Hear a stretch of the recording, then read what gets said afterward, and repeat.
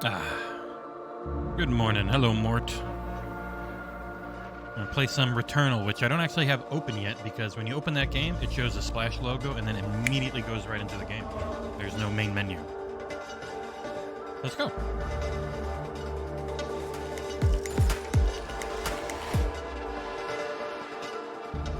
Hello.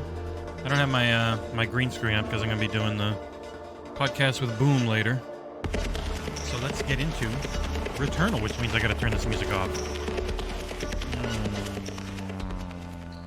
Okay, there. Faded it out. And I'll actually open the game now. Hi, Mort. How you doing? Today's going to be a fun day. Should be play a bit of this. Then around, I don't know, 11:50, 11:45, I will put up the Boom podcast. Keep the stream going while I do that. Then come back and maybe play some more stuff because I won't get Atomic Heart until tomorrow. By the way, this is how the game starts every time. You crash land on this planet and there you go. You're in. I did run a benchmark earlier. I should move myself. I am really in the way. Man, of all the days to not have the green screen up. I don't even know where I could go here, I think. Yeah. There we go. Bonk. Right there. That works. I ran the benchmark earlier. It ran pretty well. I was getting around 100. You can pause it, but oddly enough, this is like the closest thing to a main menu in this game. Hello. I'm a lady. I've crash landed here on this planet, and that's all I know so far.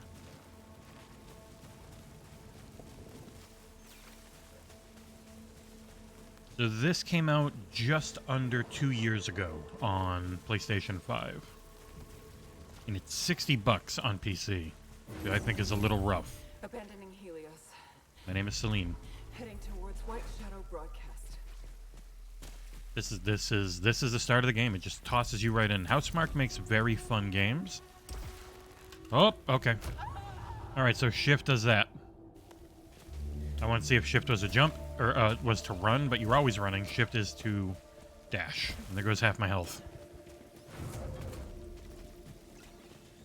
It looks okay. I've heard it gets really pretty. This forest contains extensive ruins. But yes, I did not spend $60. I am doing the thing where one of my industry friends lets me use their Steam account. Which can make it shitty on saves. Because I got to do everything like offline. It doesn't back it up. So if I uninstall and I don't remember to save my save, it's gone. But they have one of those old press accounts and they can access every game on Steam. I wish we could get that. They don't do it anymore. So either you're grandfathered in or you're shit out of luck. Scout log. Atropos. I have found a deceased. Let me know how the audio mix is. Identification on a helmet. It's me. Groundhog's Day. Or Groundhog Day. I could put my green screen up really quick. Can I? Can't pause during this. Pistola! I love roguelikes. I did hear that the roguelike part of this is a little underbaked. But we'll see.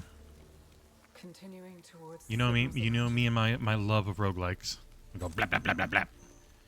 I imagine having mouse aim for this is going to make it easier. Not easy, but easier. All right, hold on.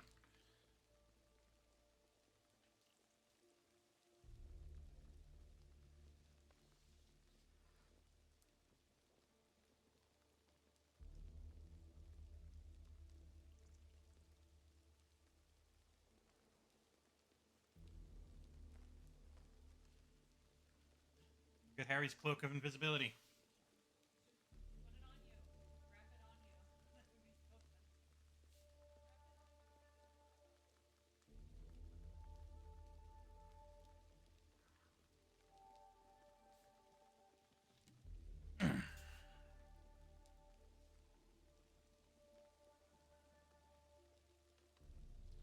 Damn it. It's still all showing on the bottom. Whoop, yeah, it is. I'll make it cover it. Because it's the angles. The way math works. What? Alright. What? I wasn't patronizing. Okay. So I can go about here now. That works. Ooh, I do need to move chat, maybe. That's kind of in the way. Put chat there. There we go. Hey! Everything looks nice. You guys can probably hear when I get an email now. So, 1 sec. Colossal Cave. That game reviewed. Real bad.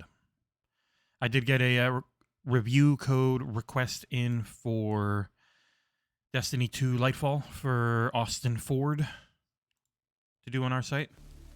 I asked for an extra one on Xbox, possibly. We'll see.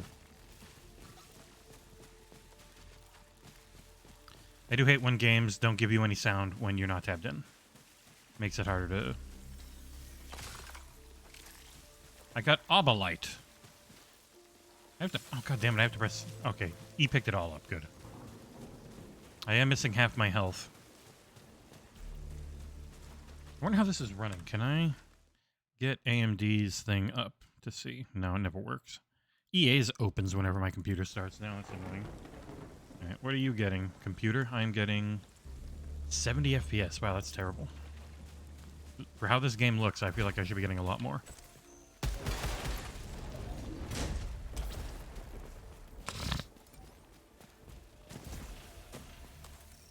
Whoop. Hold E. Repairs major damage to integrity. Yay!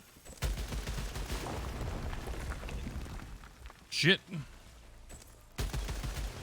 Die.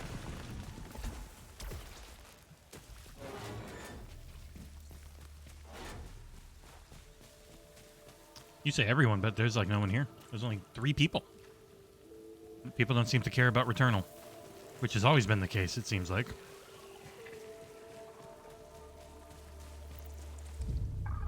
Game did not sell very well on either PlayStation or Steam, despite reviewing unbelievably well.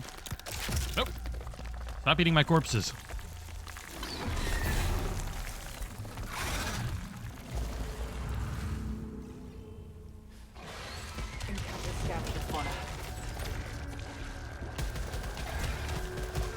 It's so weird that they do bullet hell attacks.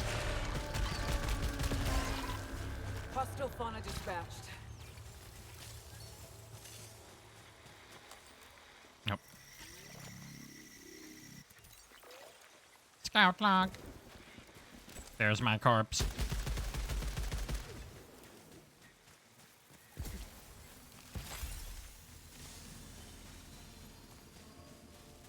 This lady's really fast.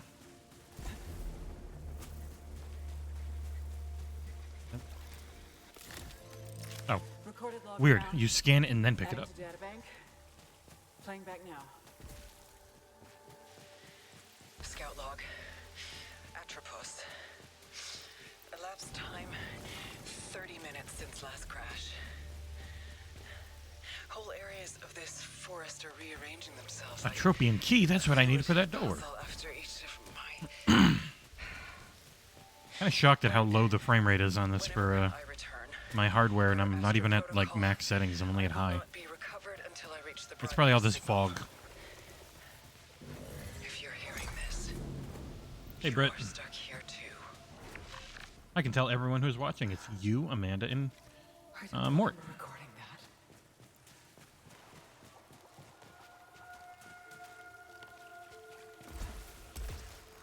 I made it. Oh, this hold E to scan thing. Sometimes it just pick up. Boom. And those things immediately disappear.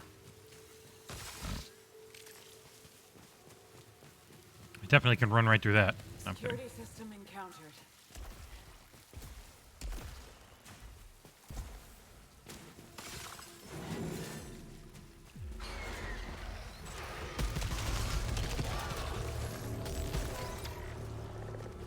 Man, I hate how often I have to wait on reloading.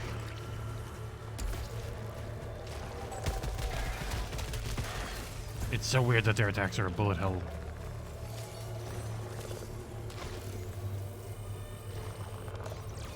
Malignant key? Uh-oh.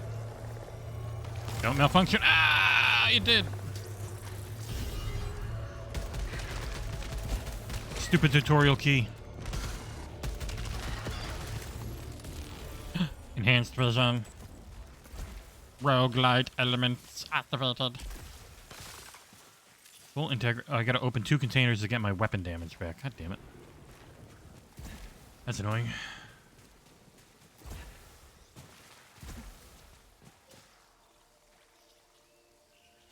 Yeah, I don't see anything about this graphically that screams next gen only. They artificially limited Ratchet and Clank in this. Like, people have made Portals work in Xbox One and PlayStation 4 games. There are Portals in Psychonauts 2 that I think look better than Ratchet and Clank's. There are Portals in Hogwarts Legacy that work really similar. Like, it's just, you have it loaded in a different area.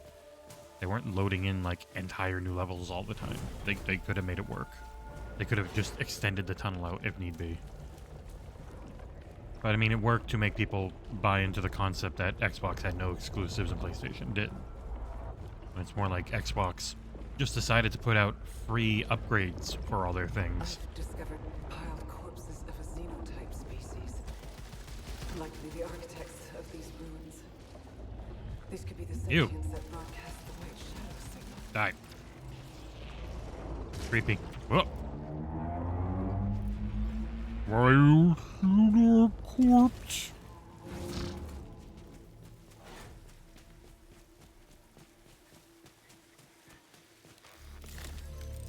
I have a theory about the PlayStation 5 and series consoles, and that is that Xbox is specifically sending their series chips into the cloud to artificially lower their numbers while they try and get the Activision Blizzard deal through. Like, look how much Sony's beating us. Because the CMA even said in their thing, like, hey, the disparity isn't nearly what they've said because it goes by shipped and not sold. And by shipped, they're probably pretty close. Oh, ow. Okay, that seems unfair. Especially since I'm only doing half a fucking damage.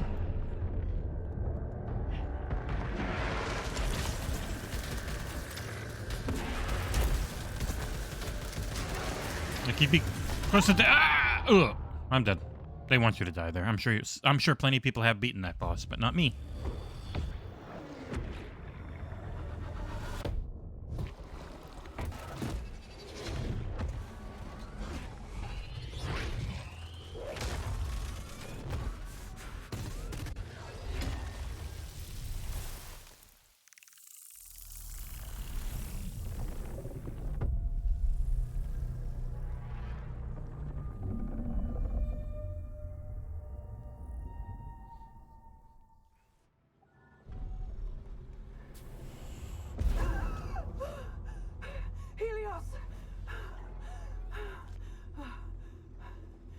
Astra, this is Celine. I survived the... Can you hear me? I'm in my ship. First person? It's Metroid Prime, oh no.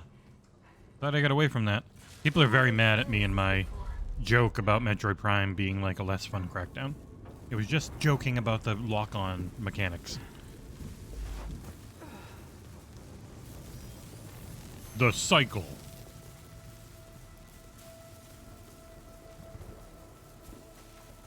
So the only thing, there are permanent upgrades, but from what I've heard, there's not as many or as easy to get as some of the better roguelikes out there. Like, people really like the gameplay and the story is real interesting, but the actual roguelike part of it. Shift between 2 timelines. No, I don't want to go online.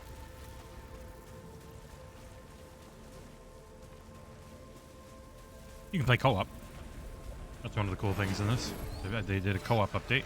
The environment But I can't when I'm playing it this way.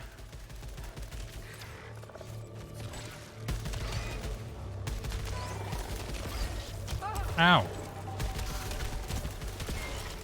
For how this looks, I'm shocked at my frame rate. look particularly impressive. Doesn't look bad. It's like a cool art style. Oh, I can't go in that water. Fucking Jesus. Okay. So I just can't get that stuff. Got it.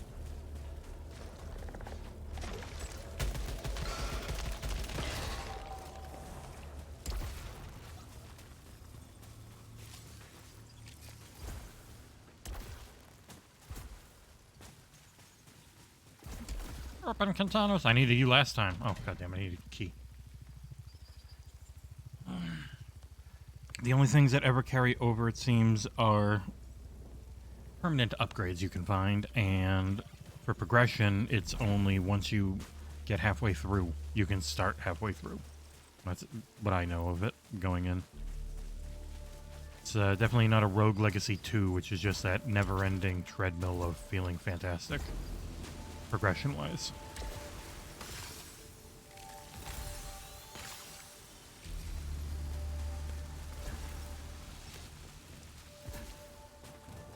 Feels alright to play.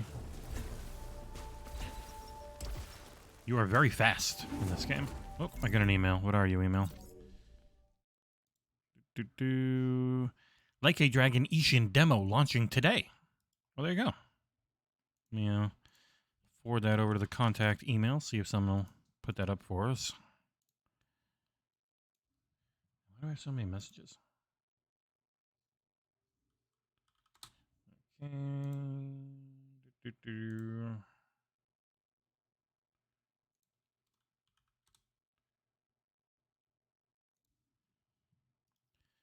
All right. Boop.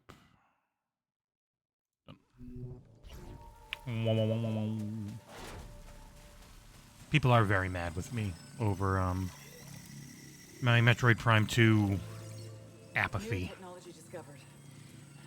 Augments my weapon with an alternative firing mechanism.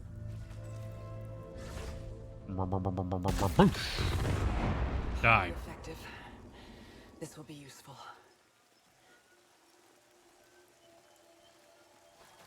Yeah, it's a very fast-moving third-person shooter. I would say this is faster than Recore, but it's, you know, a very different type of game overall. Adrenaline 1. You get a random upgrade.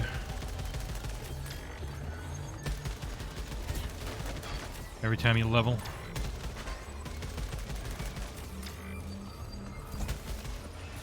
Still really weird to me that, oh fuck, that their attacks are bullet hell moves. Did that ever get explained in game, or is that just a why not type of thing? So weird.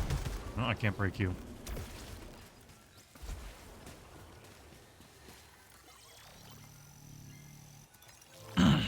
Broken calibrator.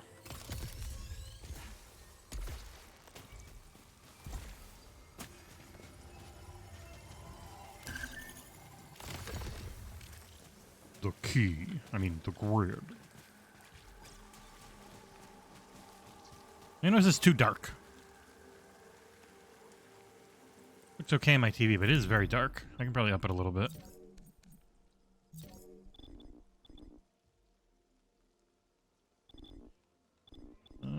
HUD safe zone. Simplified UI. It's cool they got ultra wide. That's nice. Yeah, keep that. I want to see what the FPS is. My GPU seems to be severely limited in this game because of all the volumetric fog and stuff. Oh, I don't think they're... Where's brightness? Okay, you can go down. Pause on focus lost. No. It's nice that that's an option. Field of view bias. Do you really... Okay. Get you up by 10. You are very dark. There. That should be better. Now you guys might actually be able to make stuff out. Returnal.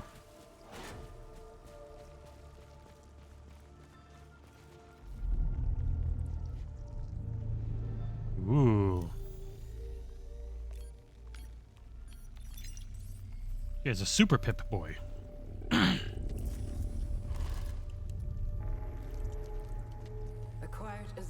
light weapon, similar to our carbine technology. They're very boring and lazy. They had a gun just like ours. How do you go back to the other weapon?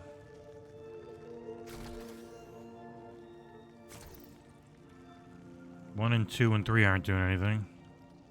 QR T scans. Do I just not have the pistol now? I don't see it on me. I hate my pistol. I immediately destroyed it. The moment I got a new gun.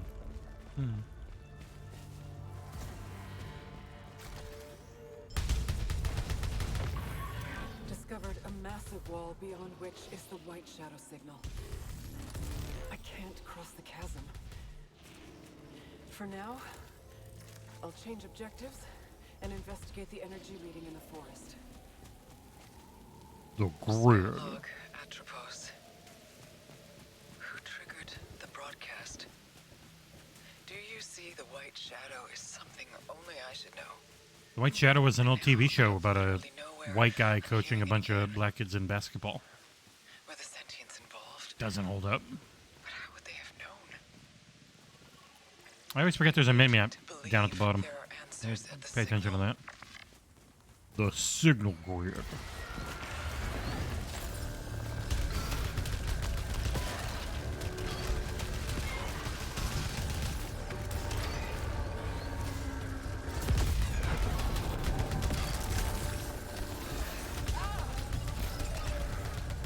Oh yeah, isn't there a melee in this? It hasn't told me what it is. Maybe my adrenaline reset because I got touched.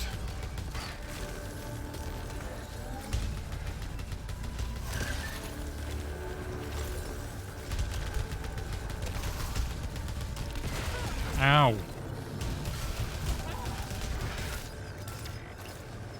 Ah, fuck.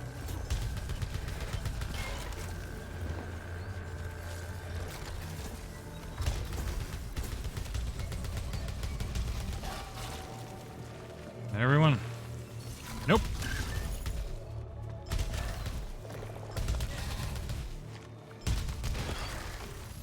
Jesus. All right. Why'd my adrenaline reset? This game's not telling me anything. Also, isn't there a melee? Click in the middle mouse button. Nope. I have seen people saying that melee doesn't work on PC no matter what you do. And that seems to be the case. That sucks.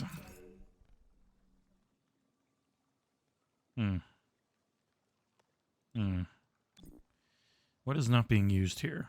I don't give a shit about photo mode. God.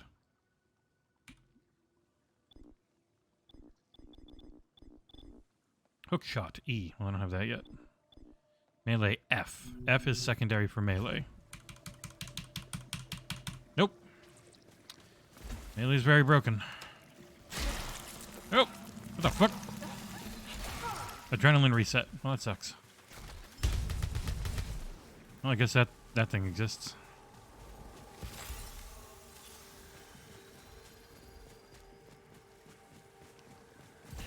Oh, god damn it. Hitting my head.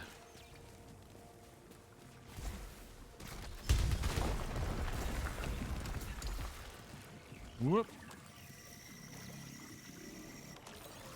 Ether, a permanent resource that interacts with other timelines and cleanses malignancy. You keep that on death. Daily challenges. Weird thing.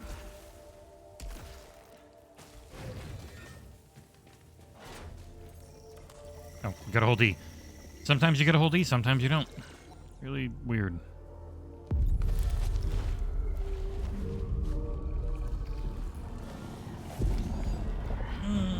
I was not the biggest fan of Horizon 1. It just kind of felt like a okay Ubisoft game to me.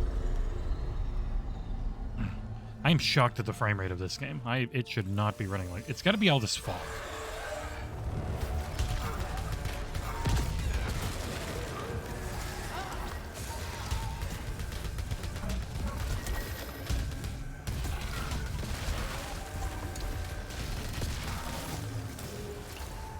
Rest to get your health back and then immediately get attacked. Shit.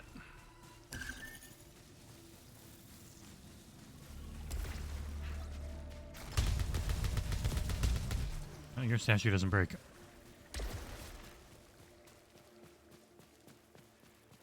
is where I came from, right? Yeah.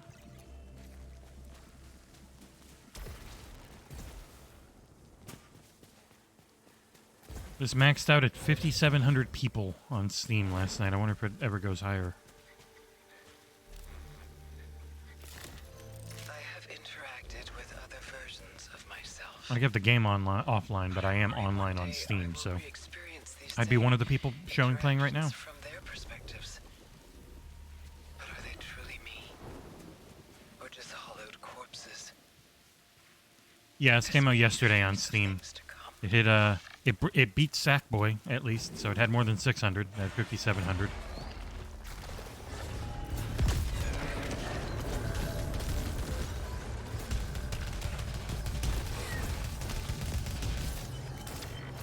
Oh, these reloads suck.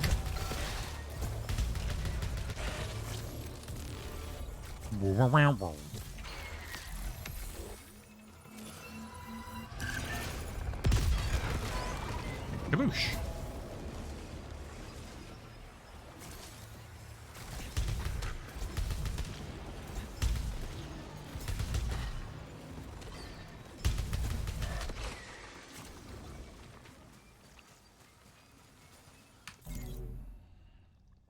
Proficiency measures your combat ability per cycle. You get proficiency from each hostile you dispatch, but there are also items that grant you proficiency. Higher your proficiency, the better level of weapons you get.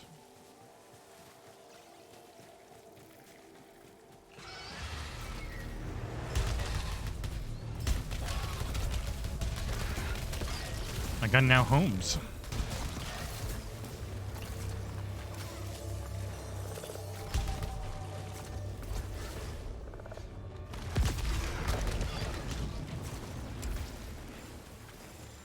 This is definitely a Housemarque game where it's very fun to play. Just feels like they got the, try and make this a big old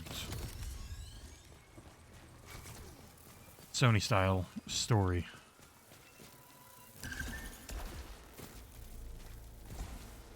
Whoop, okay. Can't get up that way. Weird. These is broken calibrator.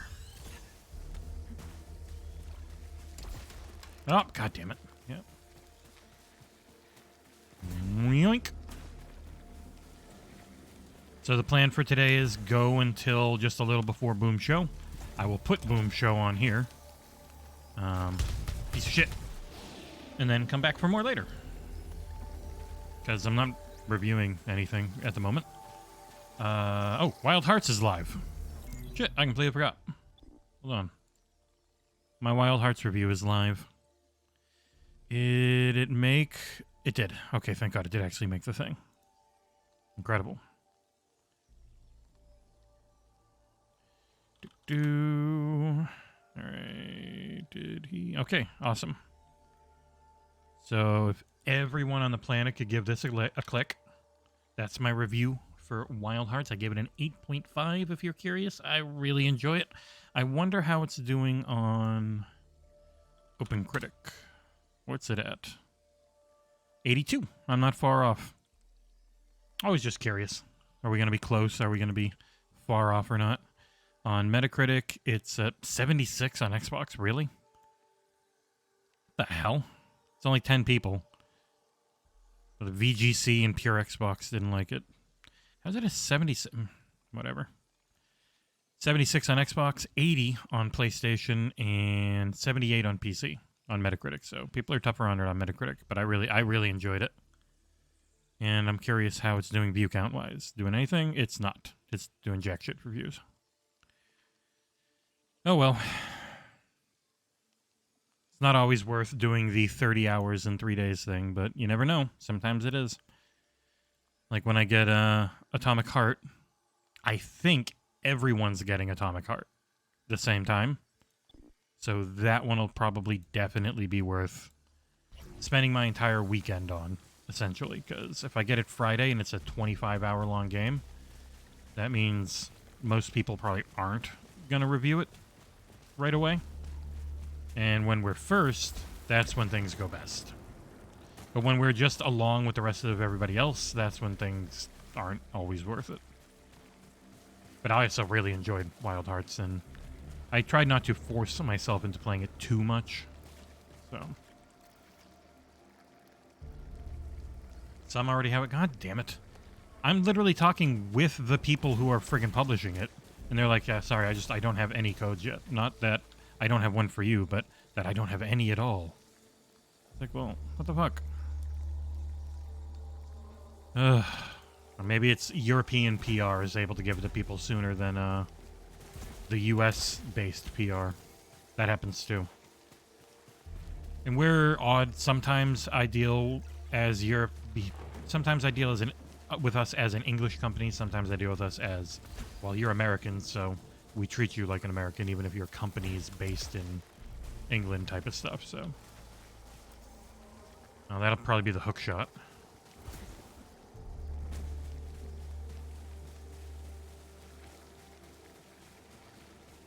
But yeah, you never know when a review is going to take off or not. But you also feel like you have to cover everything, because if you don't, then people don't look at you as legit the same way. Like, oh, you couldn't get that one? Darn. Or compared to, oh, you got that one. Wow, cool. Type of stuff.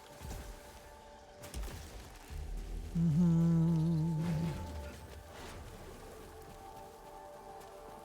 didn't get anything to open this, did I? No.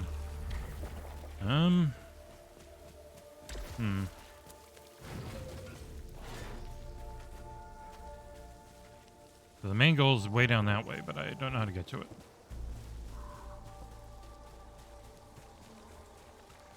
Alright, door here. Gotta actually make sure I look at the minimap.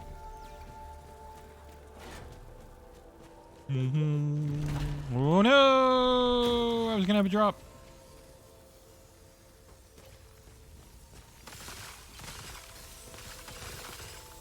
Whoop. That was a stutter.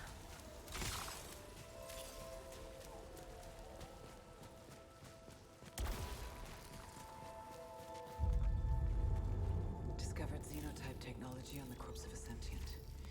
Scan is indicating potential for suit augmentation. Do you know who already has it, Mr. Idiot?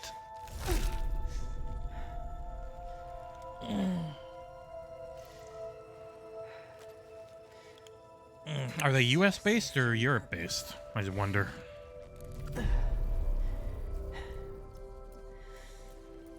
System integration complete. Performing a function test to confirm. Translocators used to teleport.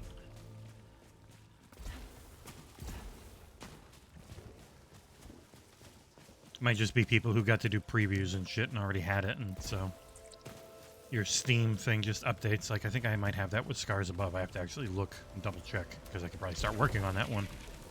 Fuck, let me do that real quick.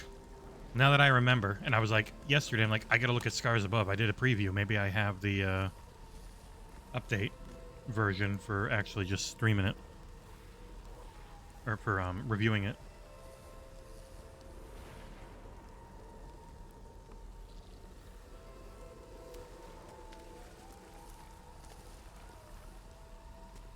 Alright, hold on. Scars Above. In my Steam library. Are you an actual install now? Are you gone? Did they not reuse you? Let's see. Scars Above, press review. Space required 15 gigs. If I click install, what happens? It'd be nice to have that one already. Nothing happens when I click install. There it goes. 15 gigs. Hey, it's up. Awesome. I'm glad I looked. Keep an eye out for a review on Scars Above. That's the nice thing about doing Steam previews, is you already have the thing. So, all right. And while I'm remembering, I'm going to go get Scars Above logo. I'm going to give that to Pre-Drag and have him make me a review thumbnail.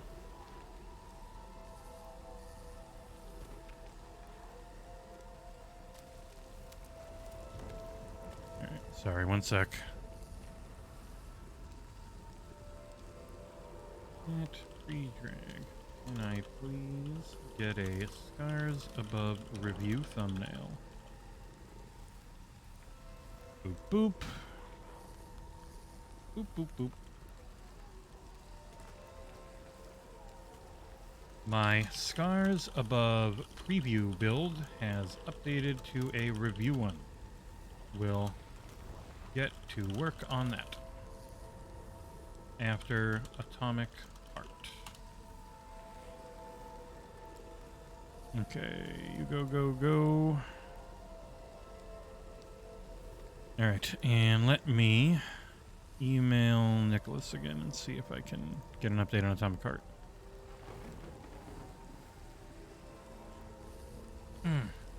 16 people have an achievement in it? Could be devs. Devs get that sometimes. See, the thing is, they're saying with the Xbox build isn't going to be available till late. And I take late as launch. So I will actually be reviewing the Steam version. Most likely. Ow! Confirmed. Point-to-point teleportation. I did it. Patient exit seems fixed. Her model looks like shit. Her face looks weird. Supposed to be stylized? I definitely can't get to there. I'm gonna need something more. But I can go use that other teleport now. Our enemy's gonna show up and say, "We heard you got an upgrade," and attack me. Nope. Yeah, nope. The grid. Nyonk.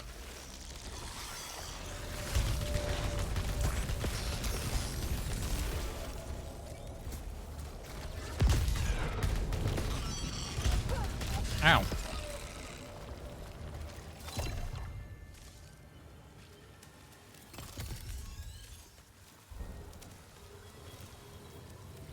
Malignant key.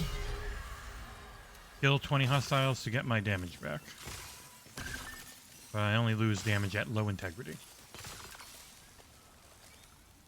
Yeah, it's probably that. I don't think press is getting it till Friday. No matter what. Which always makes you wonder. I gotta keep an eye on the clock, too.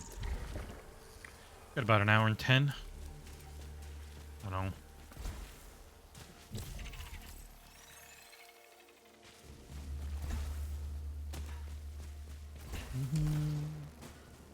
Game seems fine.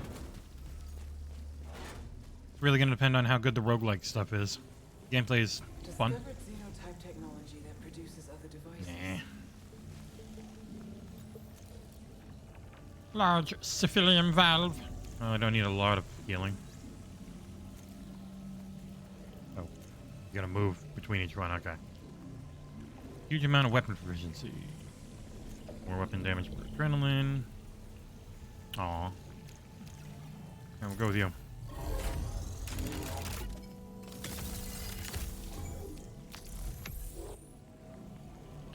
I am excited that I like Scars Above. That was a fun preview. I'm real interested to see what the main game is like.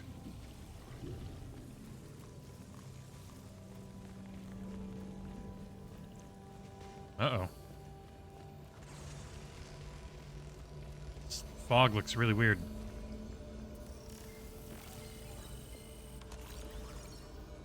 Evidence of rudimentary xenotype language discovered. Currently lacking resources to decipher the xenoglyph. Ah, and here's the thing I can scan to upgrade. My ability to read. Discovered a fragment of the xenotype language.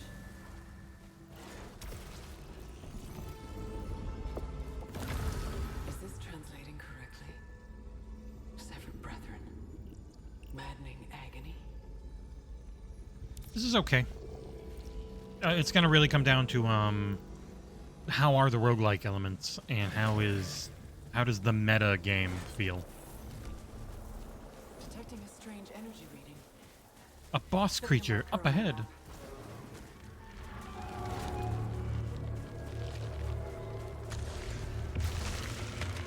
Oh, the fuck?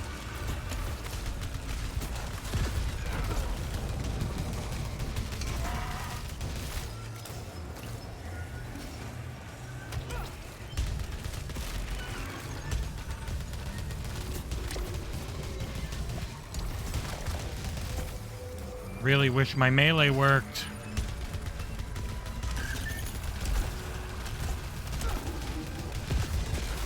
Ow, there goes most of my health. Now I'm doing less damage.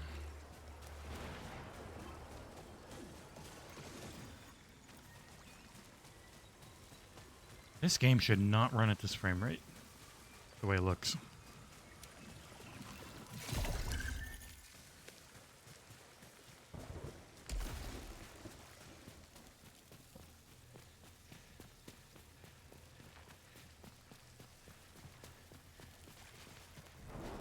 I'm just dead everywhere, huh?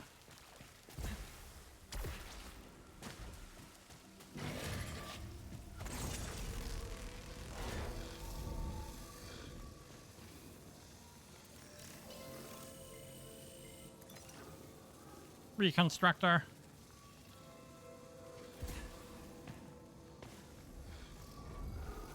Ah, I can translocate back to where I was. I got it.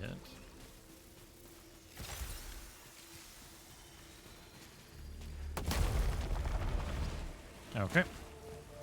Shit.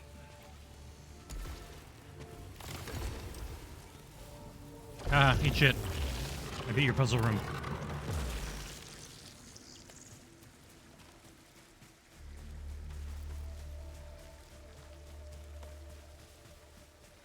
So many little healing icons on the map, but I can't reach any of them.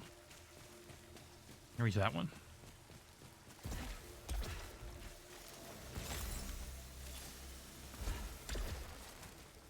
Yeah, okay, I can reach most of them. Never mind. Can't reach that one, but I don't need to.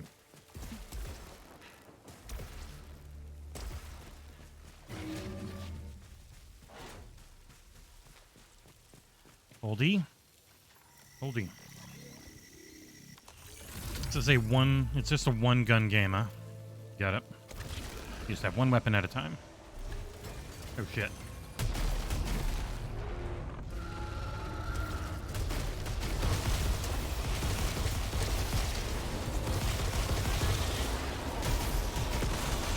Oh, well, that'll do it.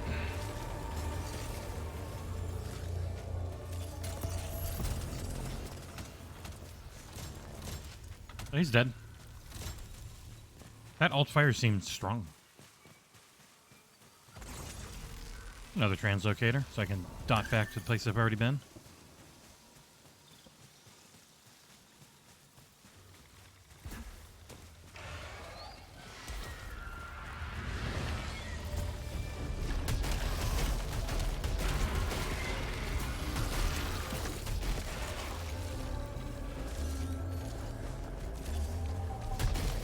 Oh, there you are.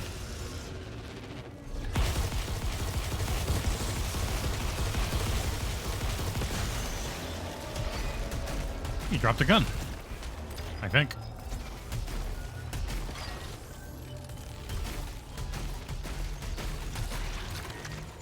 Yep. Okay, fine. I'll come down to you. Thing's not great at range.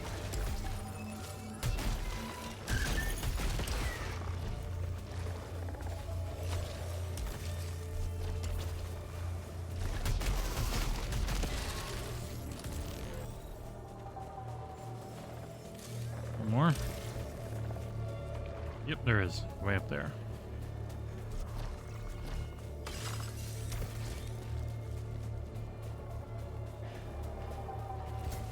Yeah, where'd you? Hey, there you are. Thank you for coming up here for me to kill you. Okay. Spitmaw Blaster. Shock Stream. Less effective range, but more stagger power.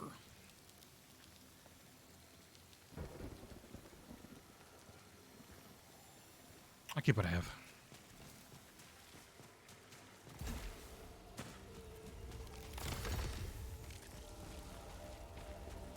And I'll keep saying I am surprised at the performance of this game. Running a lot lower frame rate wise than you would think based on how dark it is and how it looks overall.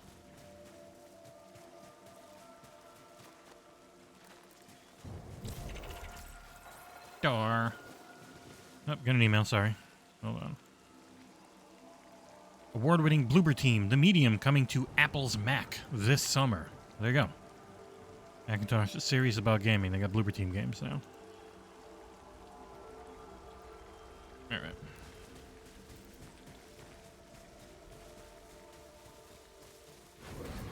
I wonder if my Scars Above is going to pick up right from where I finished the preview at. That'd be neat. I've already done the entire, like, first 3 or 4 hours of the game. It would be nice to not have to do it all again. I probably should have jumped on that right away, huh? Fuck. Well, too late. If I leave and come back, will you go back? Here, look, I'll leave. Close up again. No, god damn it. That's what I get for not jumping on those right at the beginning.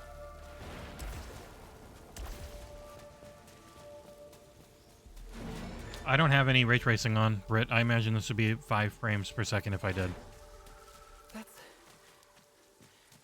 That can't be here. My house. Cool. Alright. Like, if you go into settings, you go to graphics. I have dynamic res on, aiming for 165. That doesn't seem to be doing anything. Oh, I should probably put the minimum resolution. We can go down to 80%. There. Maybe that'll fix some stuff. Everything's on high. No ray trace. No ray trace. High, high, high, high, high. Not on ultra. Hey, yeah, it'll drop down the dynamic quite a bit. I'm sure if I went down like half resolution, it would actually hit well over 100. I think I am reliving my memories in that house, but not fully. They're corroded. Some parts are missing, others seem manufactured. But I can remember the torment, feeling like I was losing my mind. Ew. Here. No safe space. And the astronaut keeps following me.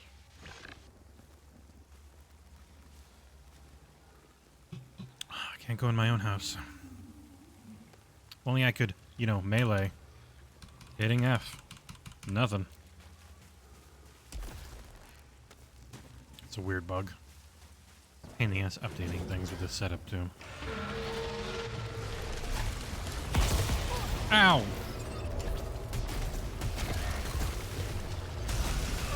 Ow! Jesus Christ!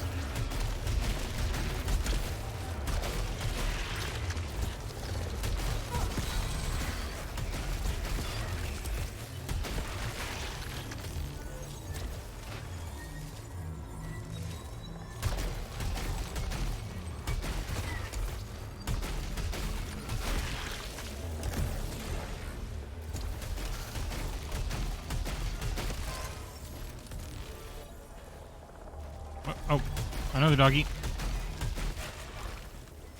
Got him. Modified sidearm. Nah. Let's stick with the shoddy. Ultra scan. Ground surge. Xenotype device acquired. I think this will prove a useful tool. Oh! How can you grab me like that? Poor shit. I can't break down weapons or anything, can I?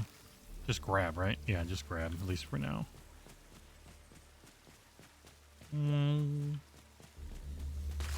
Hello to everyone, this is Returnal, the formerly PlayStation 5 exclusive.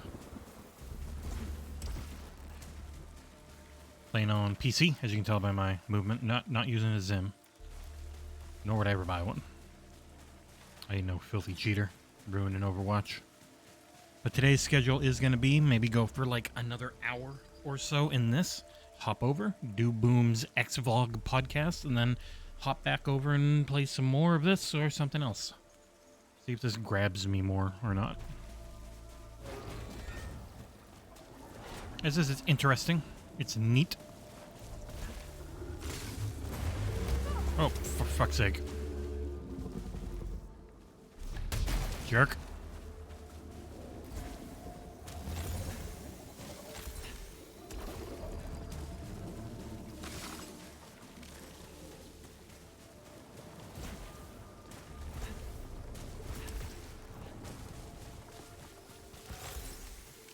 That is all that's in here. Oh, you suck.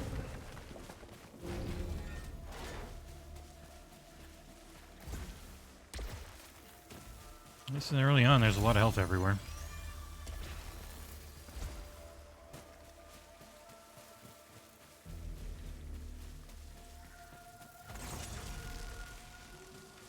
This fog looks weird.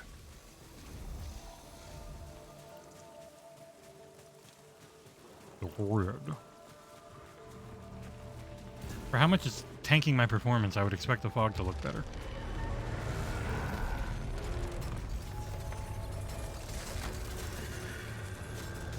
Locked down in the middle of the night.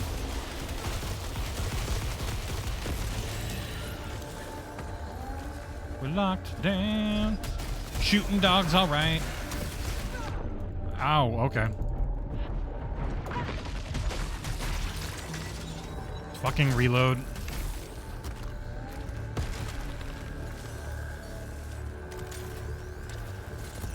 No health now. You hit me one time, I'm almost dead. Cheap.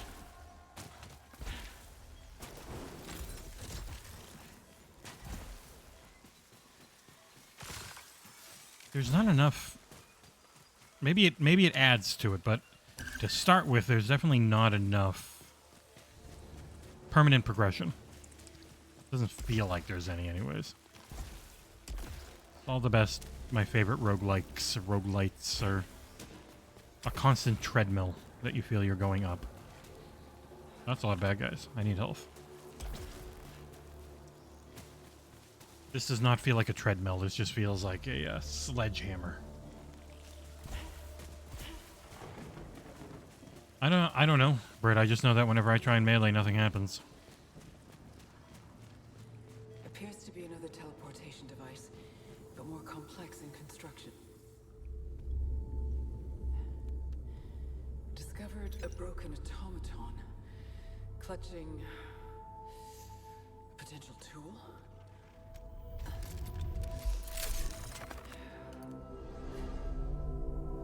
Appears safe to repurpose. Oh, maybe now I can melee. Xenotype blade weapon. Adding to equipment for immediate. There we go. So I guess that's why. So Andy Cortez and Paris were both complaining that they could never melee, but I guess that was after they got this, and then they never could. But I can now, so there we go. I'll take it. I thought you just hit people with the butt of her weapon. The Crimson Key. There we go. Well, now I can melee. But I have no health, so I'm gonna die. Be funny if you have to reacquire that every time.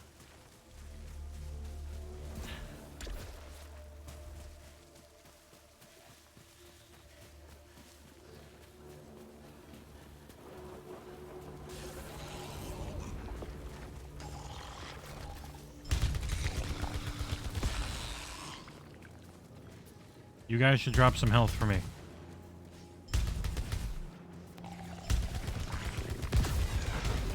Oh, that just falls down, okay.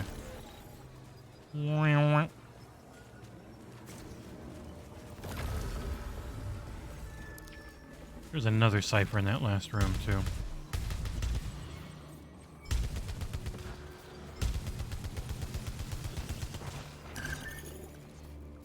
I wish killing things gave me health.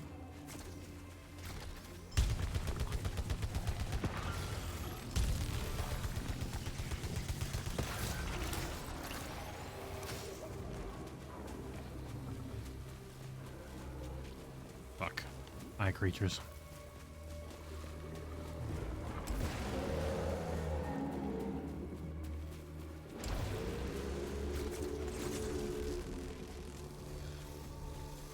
Oh.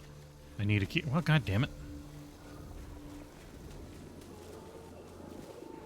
Malignant container. I will cleanse you with 3 ether. There you go. Residual sphere. Oh, hostiles have a chance to drop a heal on death. Damn it. Yeah, wish I had that when I killed everything. Alright. Where the fuck would I even go back to? I'm gonna go back here and try and get all this health. What? Oh, did I not unlock this one? Oh, space to teleport. Ugh. Ew. Hold on. Alright, scars above is done. I wonder if I open it if it actually works. I can't do that on stream, obviously, but still interesting nonetheless.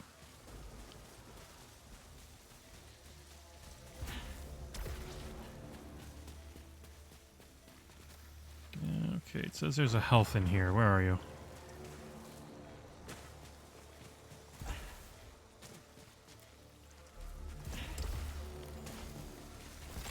Ah, fully healthy. I have a little bit of health now. It says there's one more.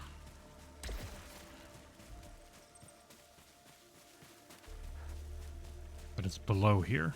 The heck? Oh. You work? Yay! This is a very important sword to have. Alright, there were definitely doors that I couldn't get through before. I gotta remember where they are.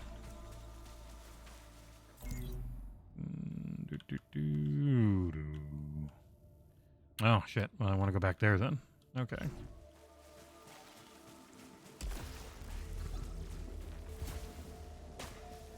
Alright.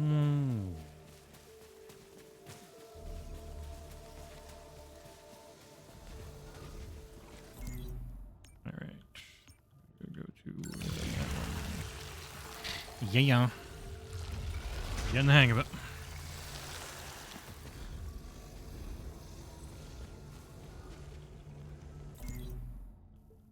Alright, go through this door and then through that door.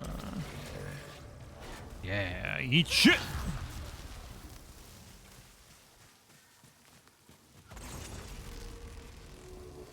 Is this the Crimson Key? The Anathema Key. Well, there you go.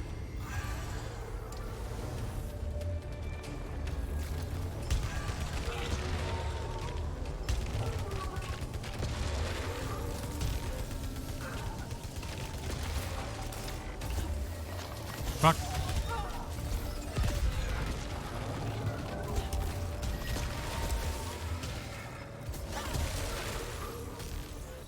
Damn, I'm good. What do you drop? Broken calibrator. I got hit once, though. God damn it. All right. Where was the Anathema Key place?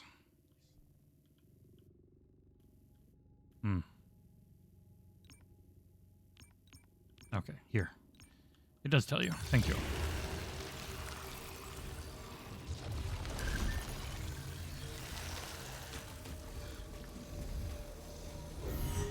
Womp, womp, womp. Whoa. Did that come flying from behind me? A strange energy source is beyond this. Boss area, they call it. Modified pistola. Nah.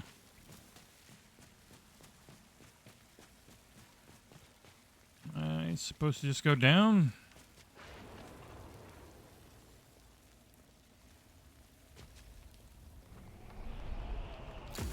Man, I got some strong legs.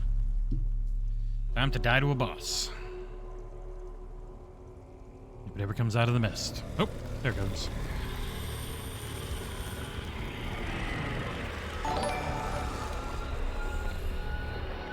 None of the models in this game look very good.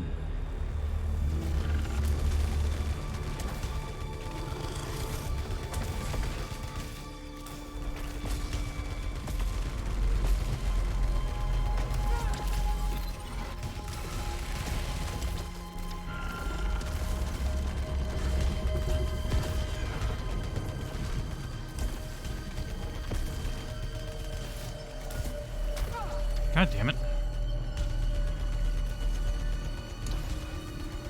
I gotta remember to friggin' dodge more.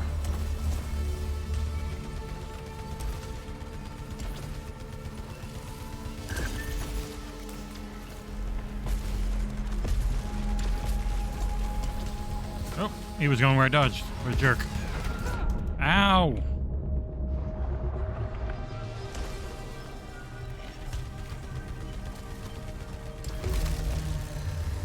I did it. I almost friggin' died and I shouldn't have, but I did it. Oh, no, never mind. Phase 2, of course. Oh, I definitely pressed shift. Well, there's a phase 2. Oh, hello, Hellhound, and thank you for the resub. Yeah. They don't let primes auto-renew, and it's very annoying. Again. Look, I guess I'll say I'm glad that this game wasn't 40 and I bought it, because, They seems can't fine. hear me. I'm alone. My face looks oddly low polygon. I got an email, hold on. Spam. You go away, emails. Oh, I keep getting friggin' pinged.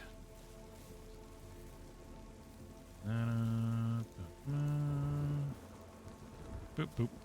Oh, hold on. I gotta make sure OBS is up. There we go. Okay, I still have the melee.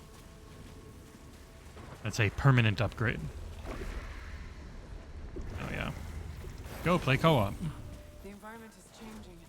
Could the force be adapting? Could the force be with me? Yoink. Up on. Ow. Wob, wob, wob, wob, wob.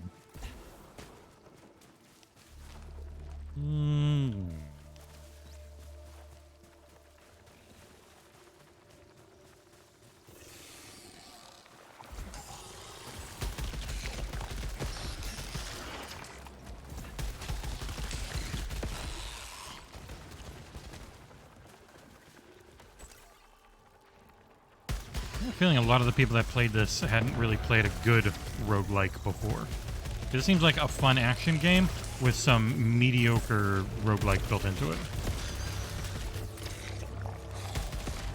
There's not enough of a treadmill here.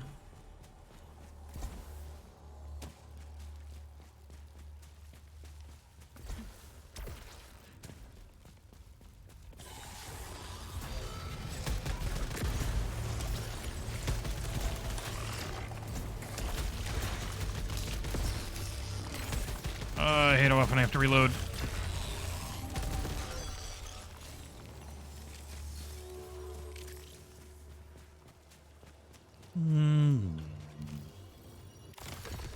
Hey, it didn't give me a malignant thing.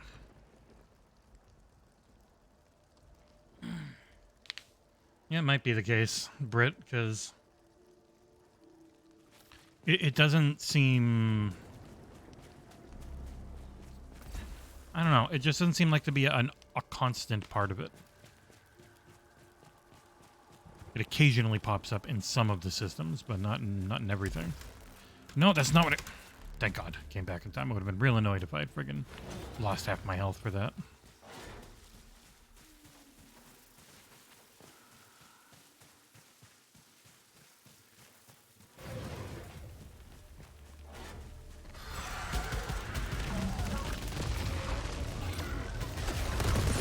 Kaboosh! See you later.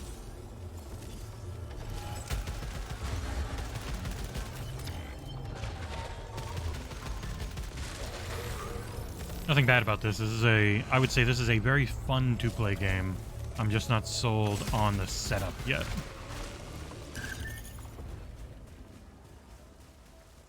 I don't like losing all my upgrades on something if I get hit once. I hope that's something you can negate later.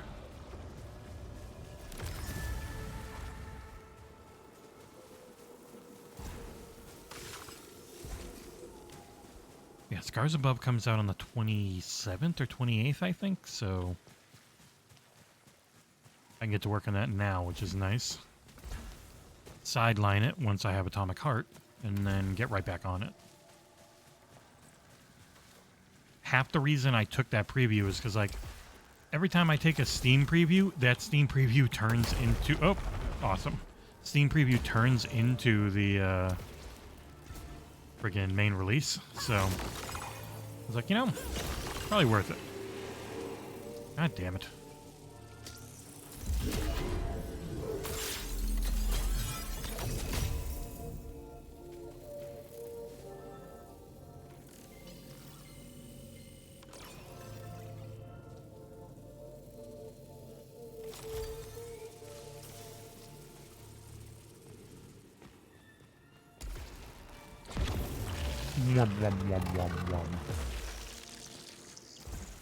Half weapon damage when I'm fully healthy is shit.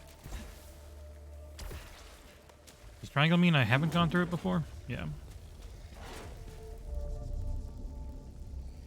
Encountered a small life form. Hello, friend. I love you. Seems docile.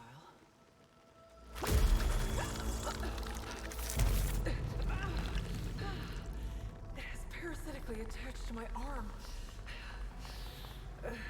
Her face looks really weird. Does not appear hostile. Somehow, it's strengthening and weakening my suit.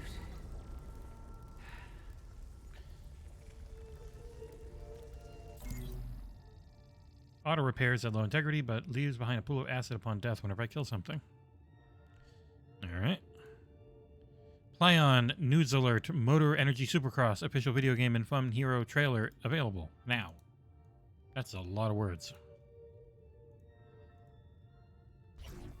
Alright. Oh hey, look, there I am. I'm everywhere.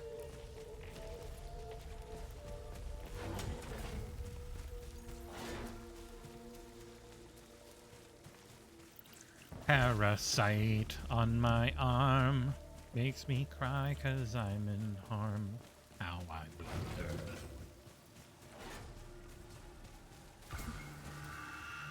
Rude.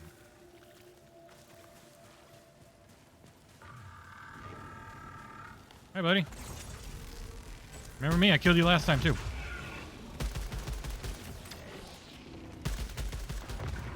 Die.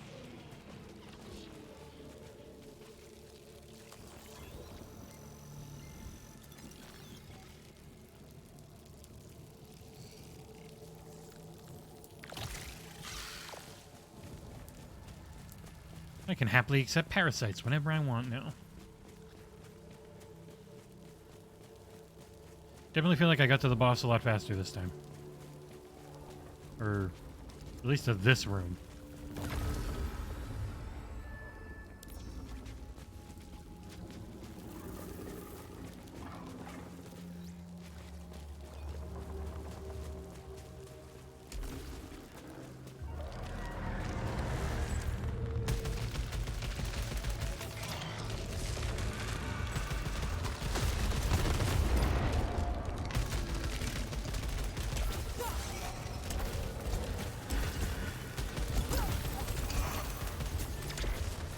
How the hell did I not get hit there?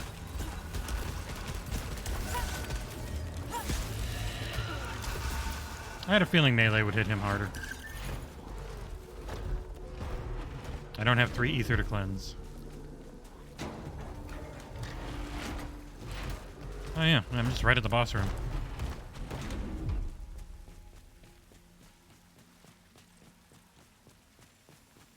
Love my goddamn starter pistol. It's a bad thing to be at the boss room this early.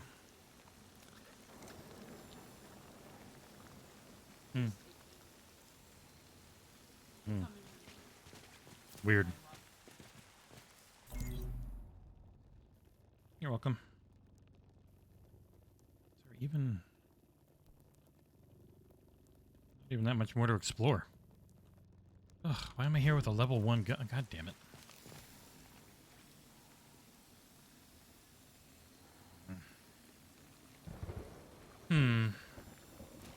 DMB? What's DMB? Bunk.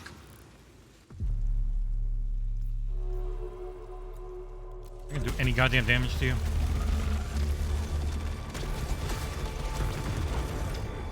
Why am I doing so much? Oh, it must have been my move. Or they level up based... God damn it.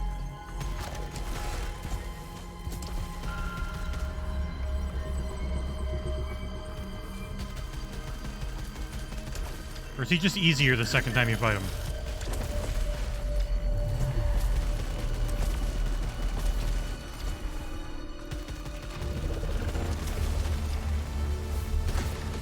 God damn it.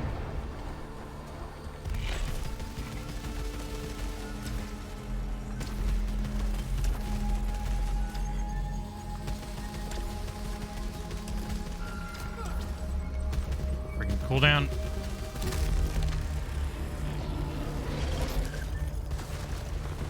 Ah, wasted it again.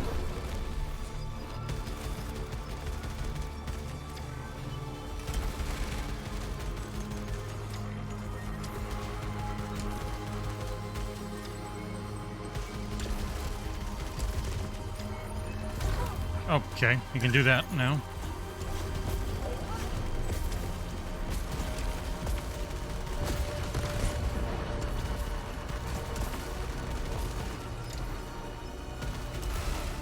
Oh, how the fuck do I avoid that?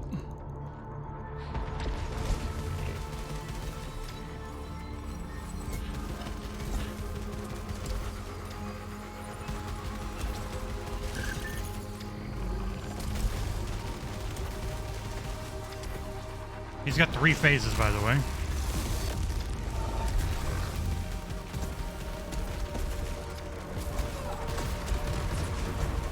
can see his health bar up top. He's got 3.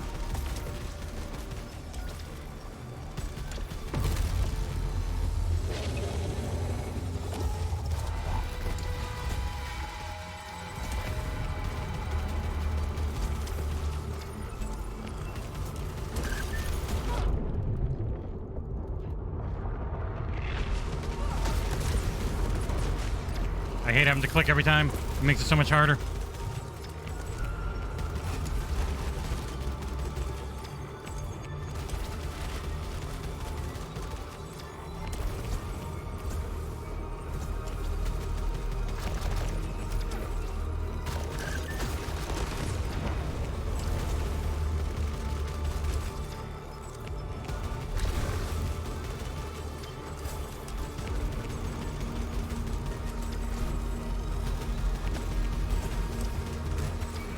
How do you avoid that? I almost had him.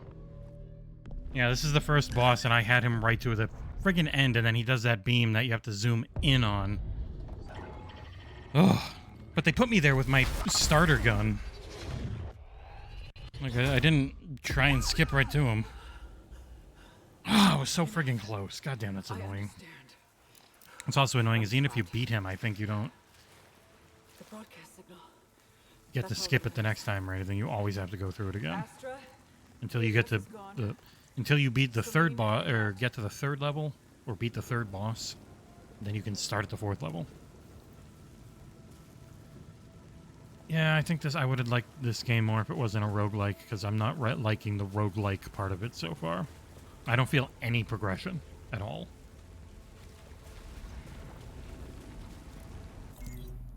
I would like to feel progression. I don't feel anything at the moment.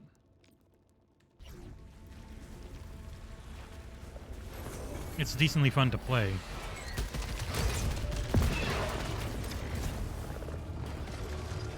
Although my hand hurts from clicking the left stick so much, or left click so much.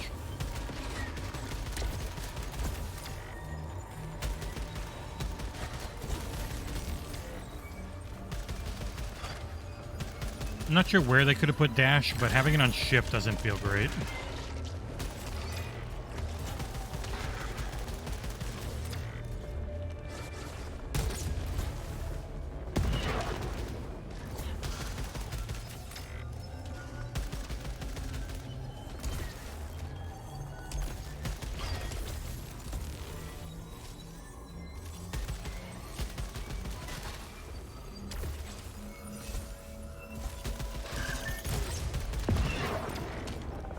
This grenade is really hard to hit people with.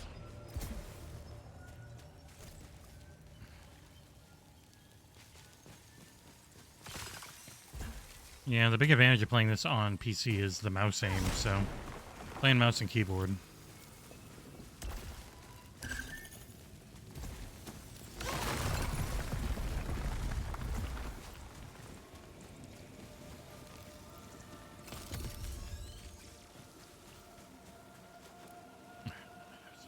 Hold on.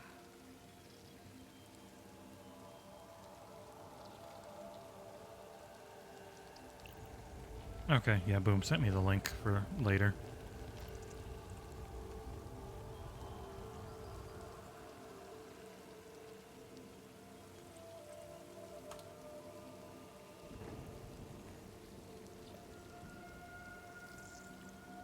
If I can access that camera through my PC, yeah. As it is now, I can only access it through the phone. I don't know, I've never looked. I have never looked. We have a little baby cam for our pets when we're gone. See if I could ever, if I could set it up outside and have it pointing at the kitty condo and have her in the side all the time. Or, not all the time, I just turn it on if you guys spend channel points, you know? Or just have it on all the time because she's cute. Kitty condo cam. You know, that could be something to try and do right now. Or maybe more fun off stream, but, you know, people want to watch me fumble around. I'm guessing I can't go in that yet. I gotta upgrade the ability to go in liquid. Every other time I've tried going in, I've just gone, fallen over.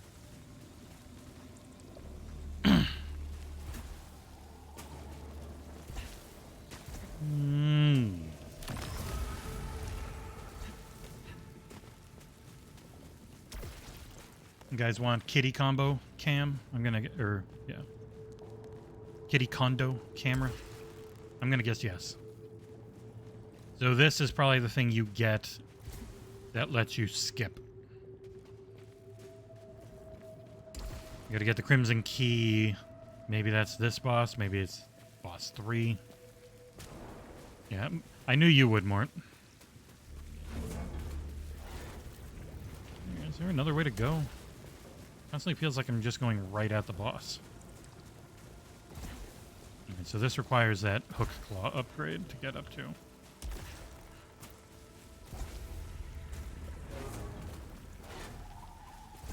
I need to see more of this game, but I would say I'm a little surprised at the reviews for it. It seems solid. It also seems housemark.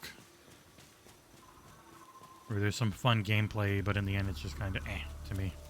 Good, but not great. Alright, there's nothing here.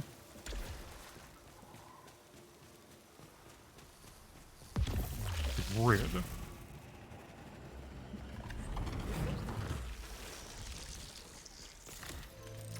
One of my corpses was still functioning. It attacked me and I killed myself. I need to believe it was nothing different than the other hostiles I dispatched, but was it? Or was it another version of me just trying to escape?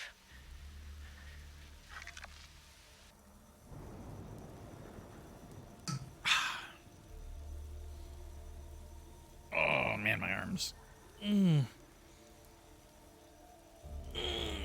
Boy.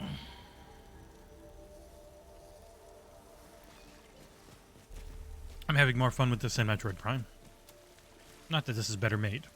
They're very different games, but I think this is more my speed. I don't jive with the slow exploration aspects of shooters sometimes. Not if the shooting doesn't feel very good. And instead, you know, relied on lock-on because it was a really weird GameCube control scheme. That then feels a lot better in dual analog, but the game itself was built for that old controller. So.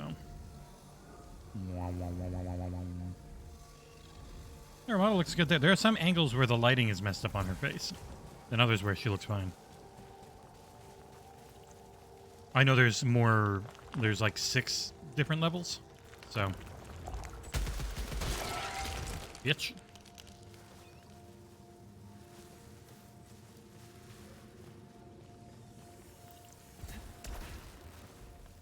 Alright, that's got a Stargate. Let's see what that is. What's so starry about you, Mr. Gate? Oh, fuck. That worked. Alright, when that grenade hits, it's really good.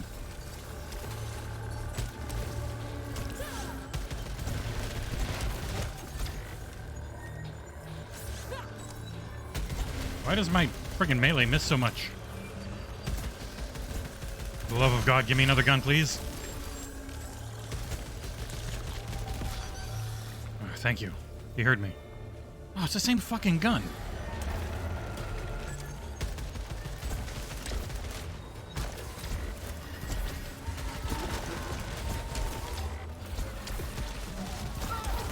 My adrenaline's reset. No, all my extra abilities and damage.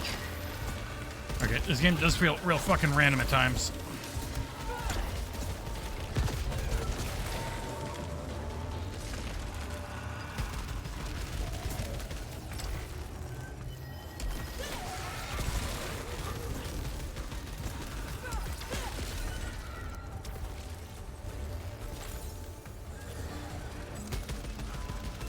So yeah, this is definitely a room you come into to fight for your life like a maniac. And hope you don't die. Man, I was dodging. For fuck's sake.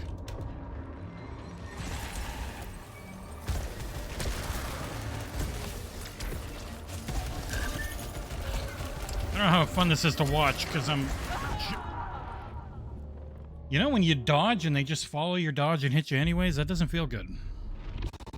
I dodged, and then he followed my dodge and hit me.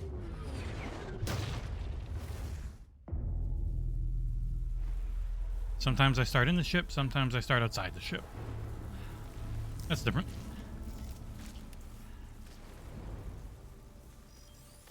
But I always have this shitty pistol. Oh, I can go in the ship if I want.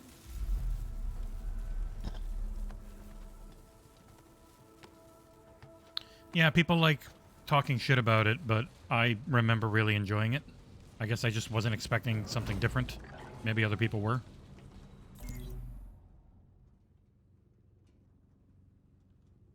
Unidentified item in cargo bay. Where's cargo bay?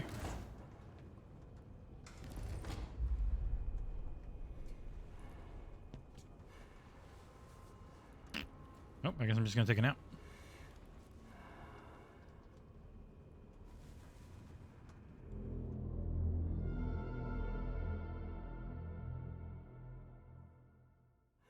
Wow. Wow, that was incredible.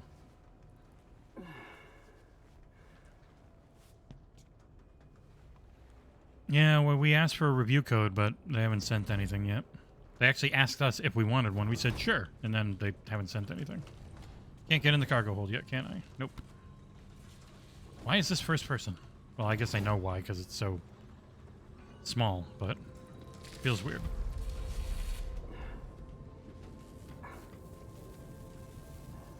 I don't know what the point of that was, Britt. I mean, I just started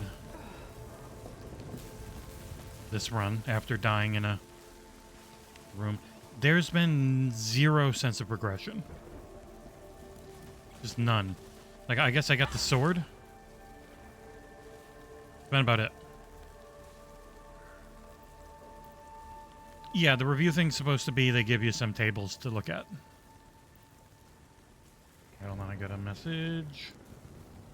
Ooh, my Scars Above and Atomic Heart review thumbnails done by Pre-Drag. You guys want a preview? A pre-drag preview? Hold on. A pre-view? There you go. There's the Atomic Heart one with a Game Pass banner. And there's Scars Above, looking real nice. So this one should be, I don't know, Monday or Tuesday. I'll find out when they send the code and they tell me the embargo, but the game comes out on Tuesday, so I'm going to guess Monday. And then I don't remember when Scars Above comes out. Scars Above release date. 28th, so expect that around 28th.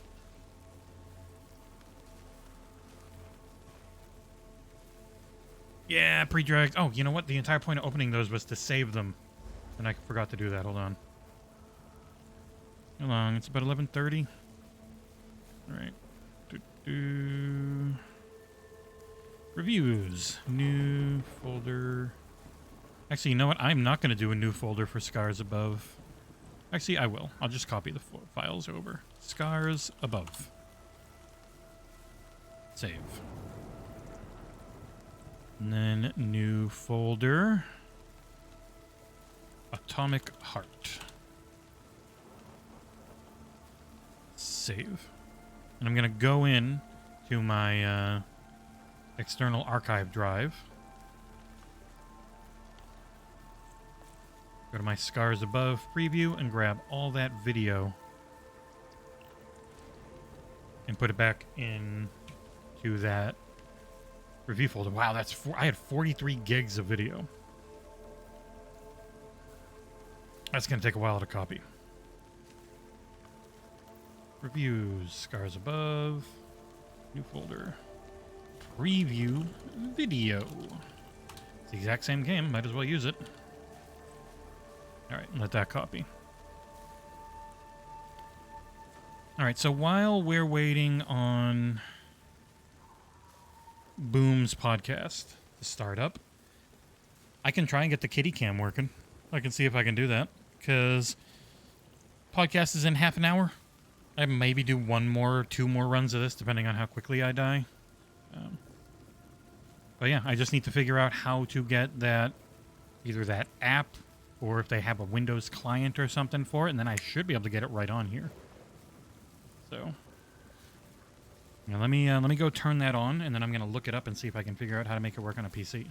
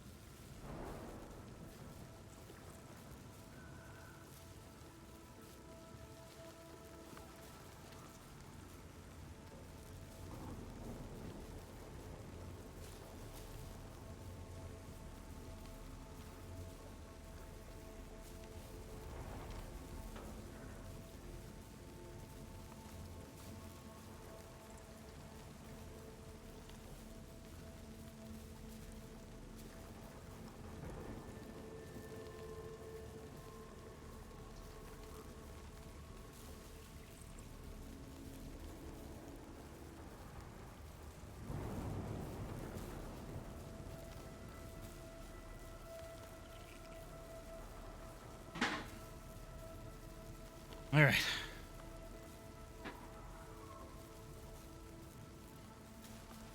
Ooh. Who said that, Britt? Was that actually what they talked about?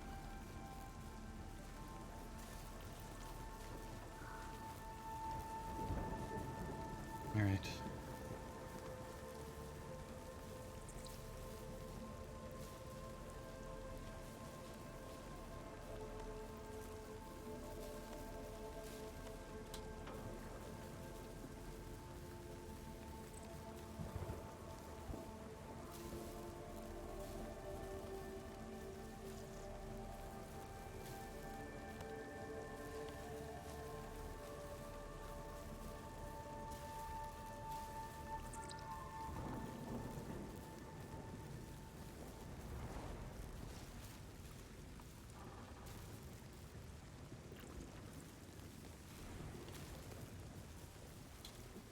Ooh. Oh, just on their podcast. Yeah, I don't. They're man. You know, it's just gotten harder and harder watching their content because it's so focused on. It is so focused on their personalities lately, and it's not focused on actual tech breakdowns. Like so much of it becomes. How do they feel about a game instead of how does the game perform or how does the hardware perform?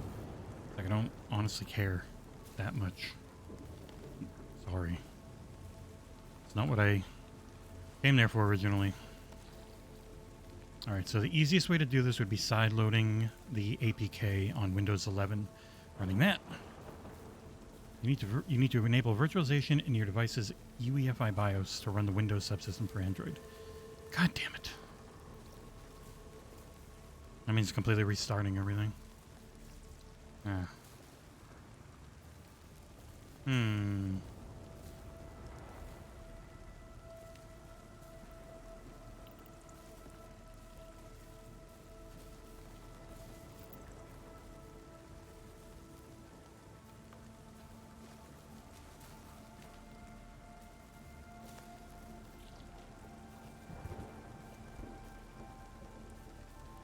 Let me open phone link. Might be able to use that.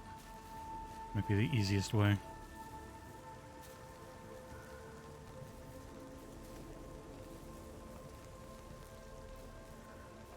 Okay, those are all copied.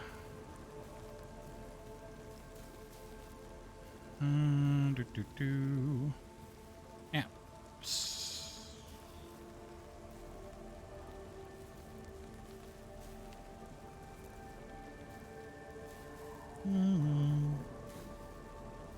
Now, hold on, I gotta grab my phone real quick.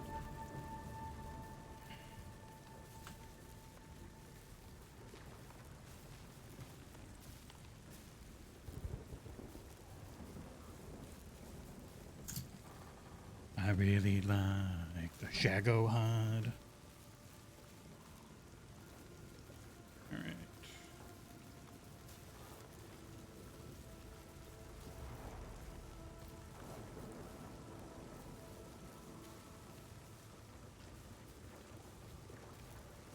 Okay, well, she's not on it at the moment, of course. Let me see if I can get this into OBS for next time. Add window capture. Kitty condo.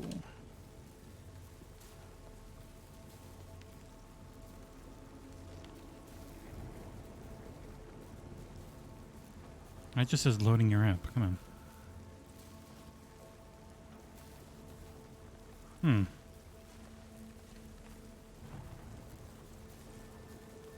Yeah, see, the app is loaded. It shouldn't say loading your app. The app is right there running. Why does it just say loading your app? Well, that's annoying. What if I put it down here? And I made it a display capture and I cropped that. I think that would work. Display capture. Kitty condo. Alright, and you guys can see it there.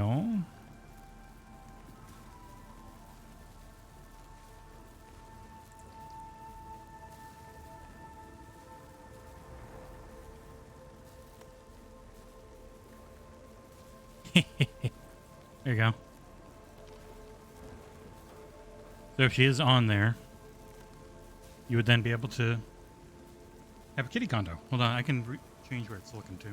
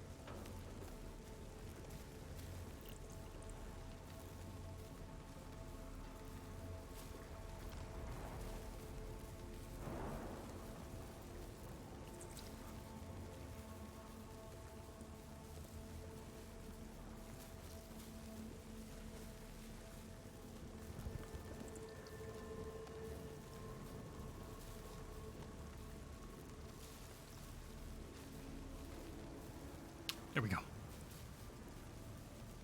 For the future. Actually, this needs to come down anyways.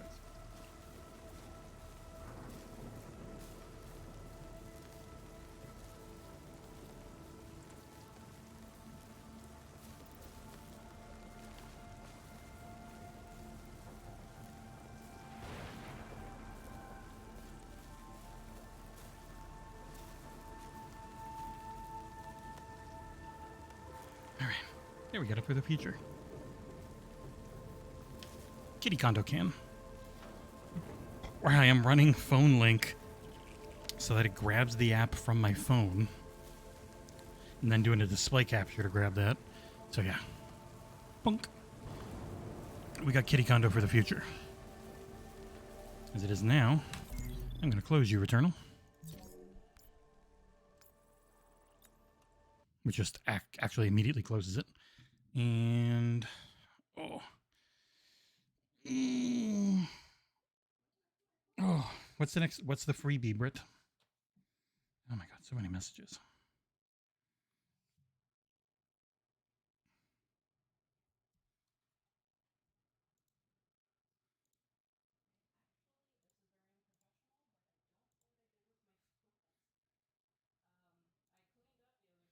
War pips. I got 10. I got 20 minutes. Could maybe do another run in Returnal.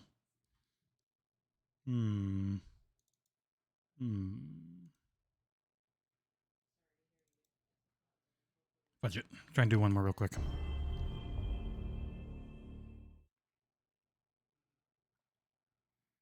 on, OBS, pick it up. It's open. There it goes. It took a while.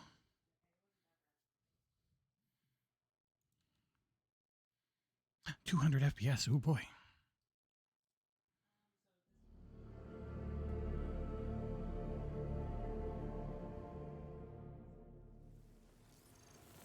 Oh, weird.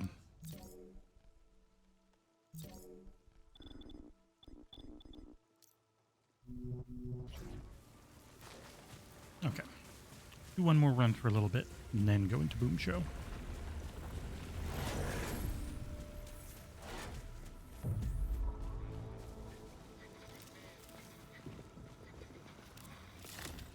My end is waiting at the beginning. Abandoned like Helios. Last drive. Failed escape. Fatal crash. My memories have been rearranged into spiral patterns I cannot comprehend, dragging me into the deepest of the deep. I will go there now. As you will. Spiders can be friends. Normally are. Unless you're in Australia. Then they're not.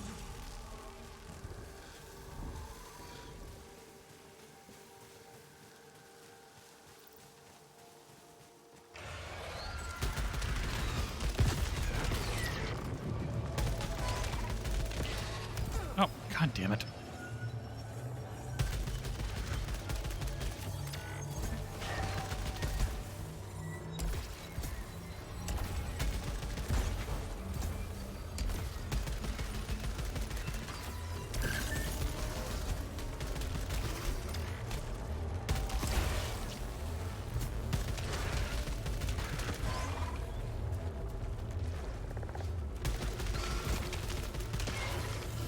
I do think this comes with a lot of the issues that bullet hells tend to have in 3D spaces. They just don't work as well. They didn't get hit from behind so easy. But I think that everything moves slow enough in this that it's been okay.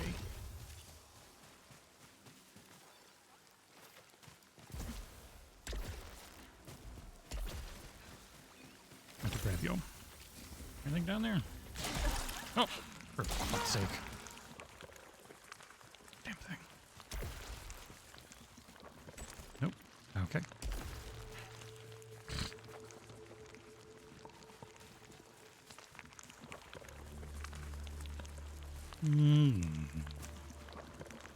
Okay, that doesn't actually look like a place I could go down to. There goes some health.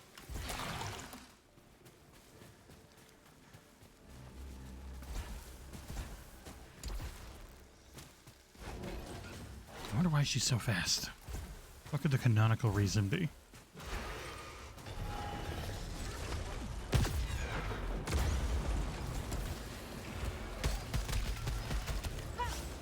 Man, my melee does not reach as far as I think it does. It's nice and hard, though.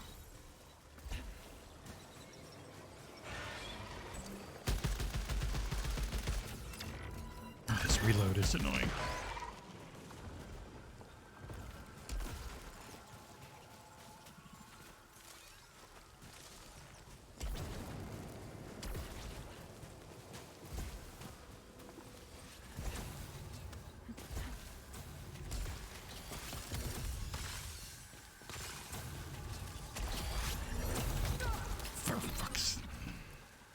That was stupid.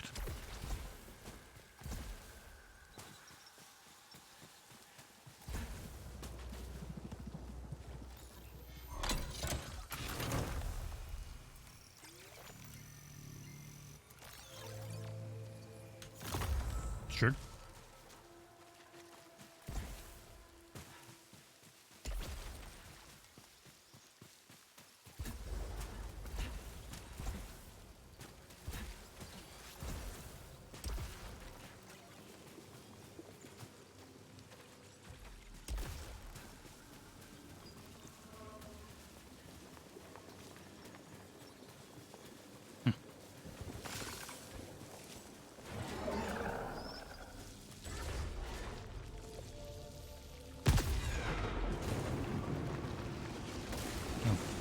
You're not enemies. Sorry. Hook shot.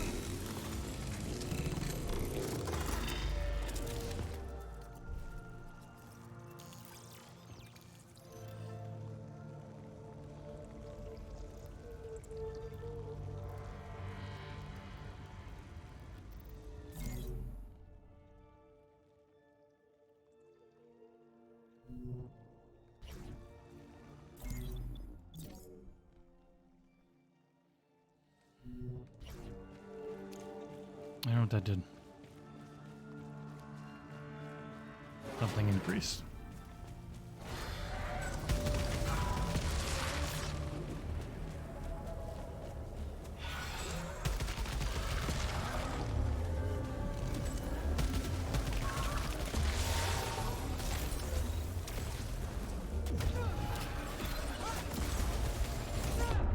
God damn it.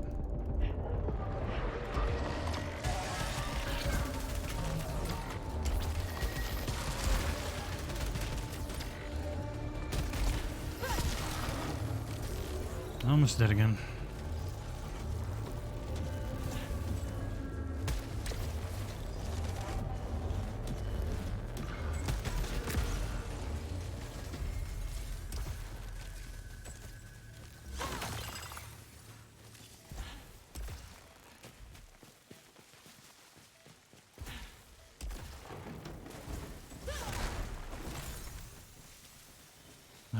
47.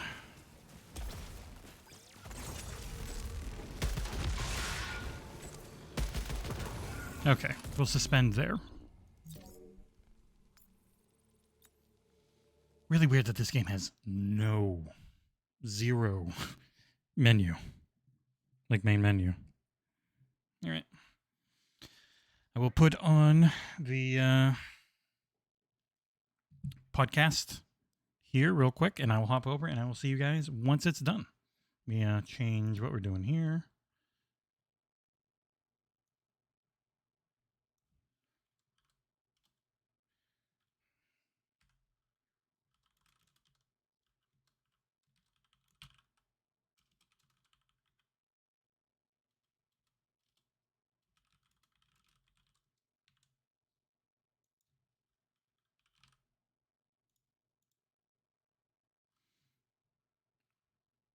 See you guys in a little bit.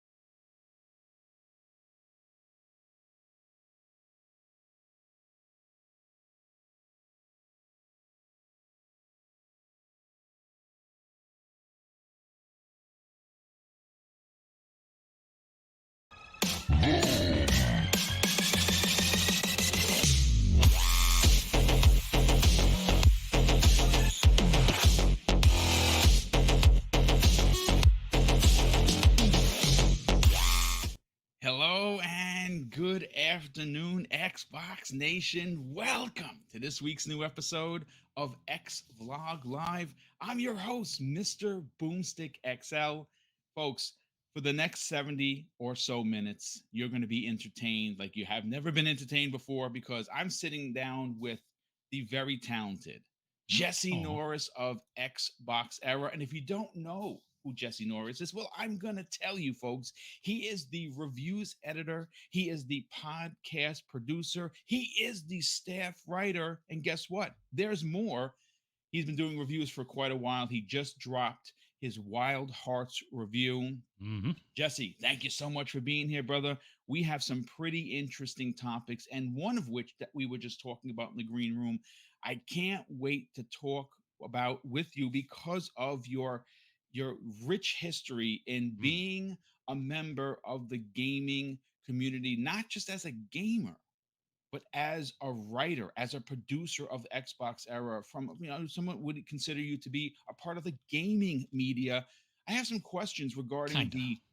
Well, I mean, listen, you can say kinda, but you do reviews and you do them well. I'm very interested to get your opinion on the hit pieces that have been nonstop for Xbox Game Pass being basically a flop in many of the articles. You know that it's not that Phil Spencer lied, that there are no that they're not making profits, and it's cannibalizing its own games.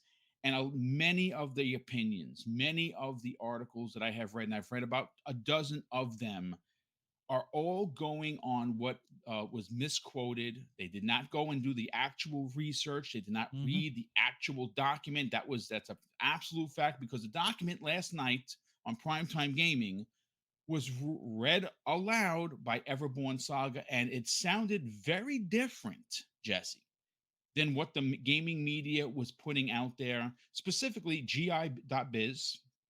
More importantly, even IGN. But first of all, how the heck are you? Welcome.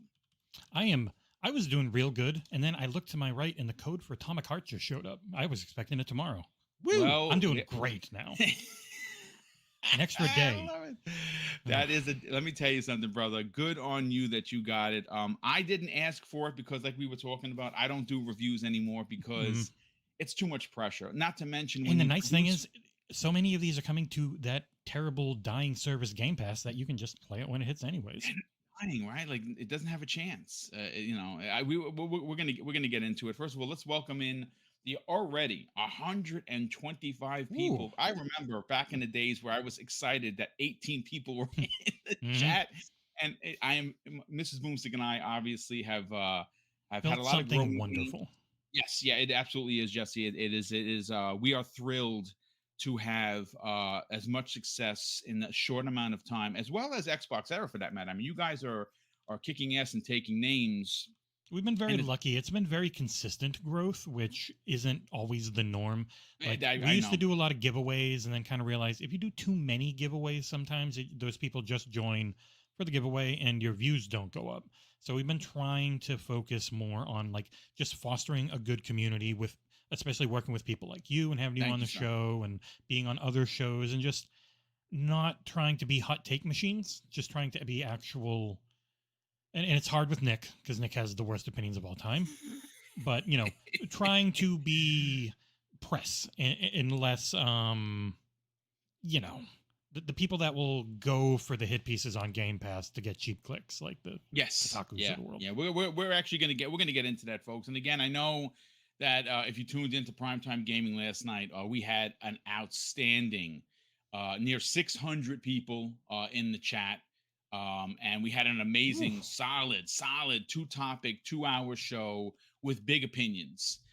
This is X Vlog Live is meant to be a one-on-one, which was what I'm sitting here with Jesse. It's more of a chill 70, maybe at maximum 80-minute show.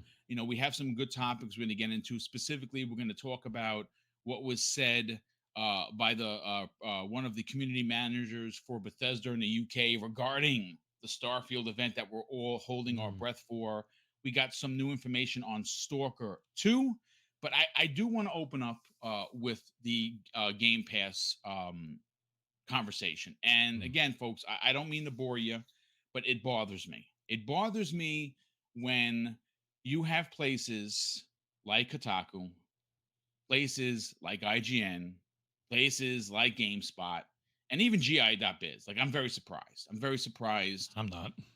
Well, I mean, look, I maybe I hold them at a higher candlelight than you do, and that's fine. But It's also, even just I just know so many of these places that are businesses looking and they need ad money and they need clicks. They are just going to go for headlines and stuff that they know works. Like you can watch like something like Linus Tech Tips. They're really good content that I think actually they try super hard to make things look and work and run great, but they have to give in to the YouTube um, ideology of nonstop focusing on farming clicks, and that just ends up being almost every media outlet. So their headlines, their thumbnails, they're always going to end up looking bad to us because we try and avoid that and we don't like that type of stuff. But the regular mhm. person, it pulls them in. You know, they Yep. know they're going to get us. They know they're going to get the core gamer, but to get the other people, unless you're Hogwarts Legacy, you've got to really push. You got to push An for the agenda. clickbait. Yeah. Yeah. Yeah. You know what? Look, here's the thing. The way that Xbox Era runs their content, the way that we run content here on Double Barrel Gaming would be considered grassroots, right? Like Hmm. we do our due diligence to give you the fair, to give everyone a fair shake. When Sony does something egregious, we talk about it.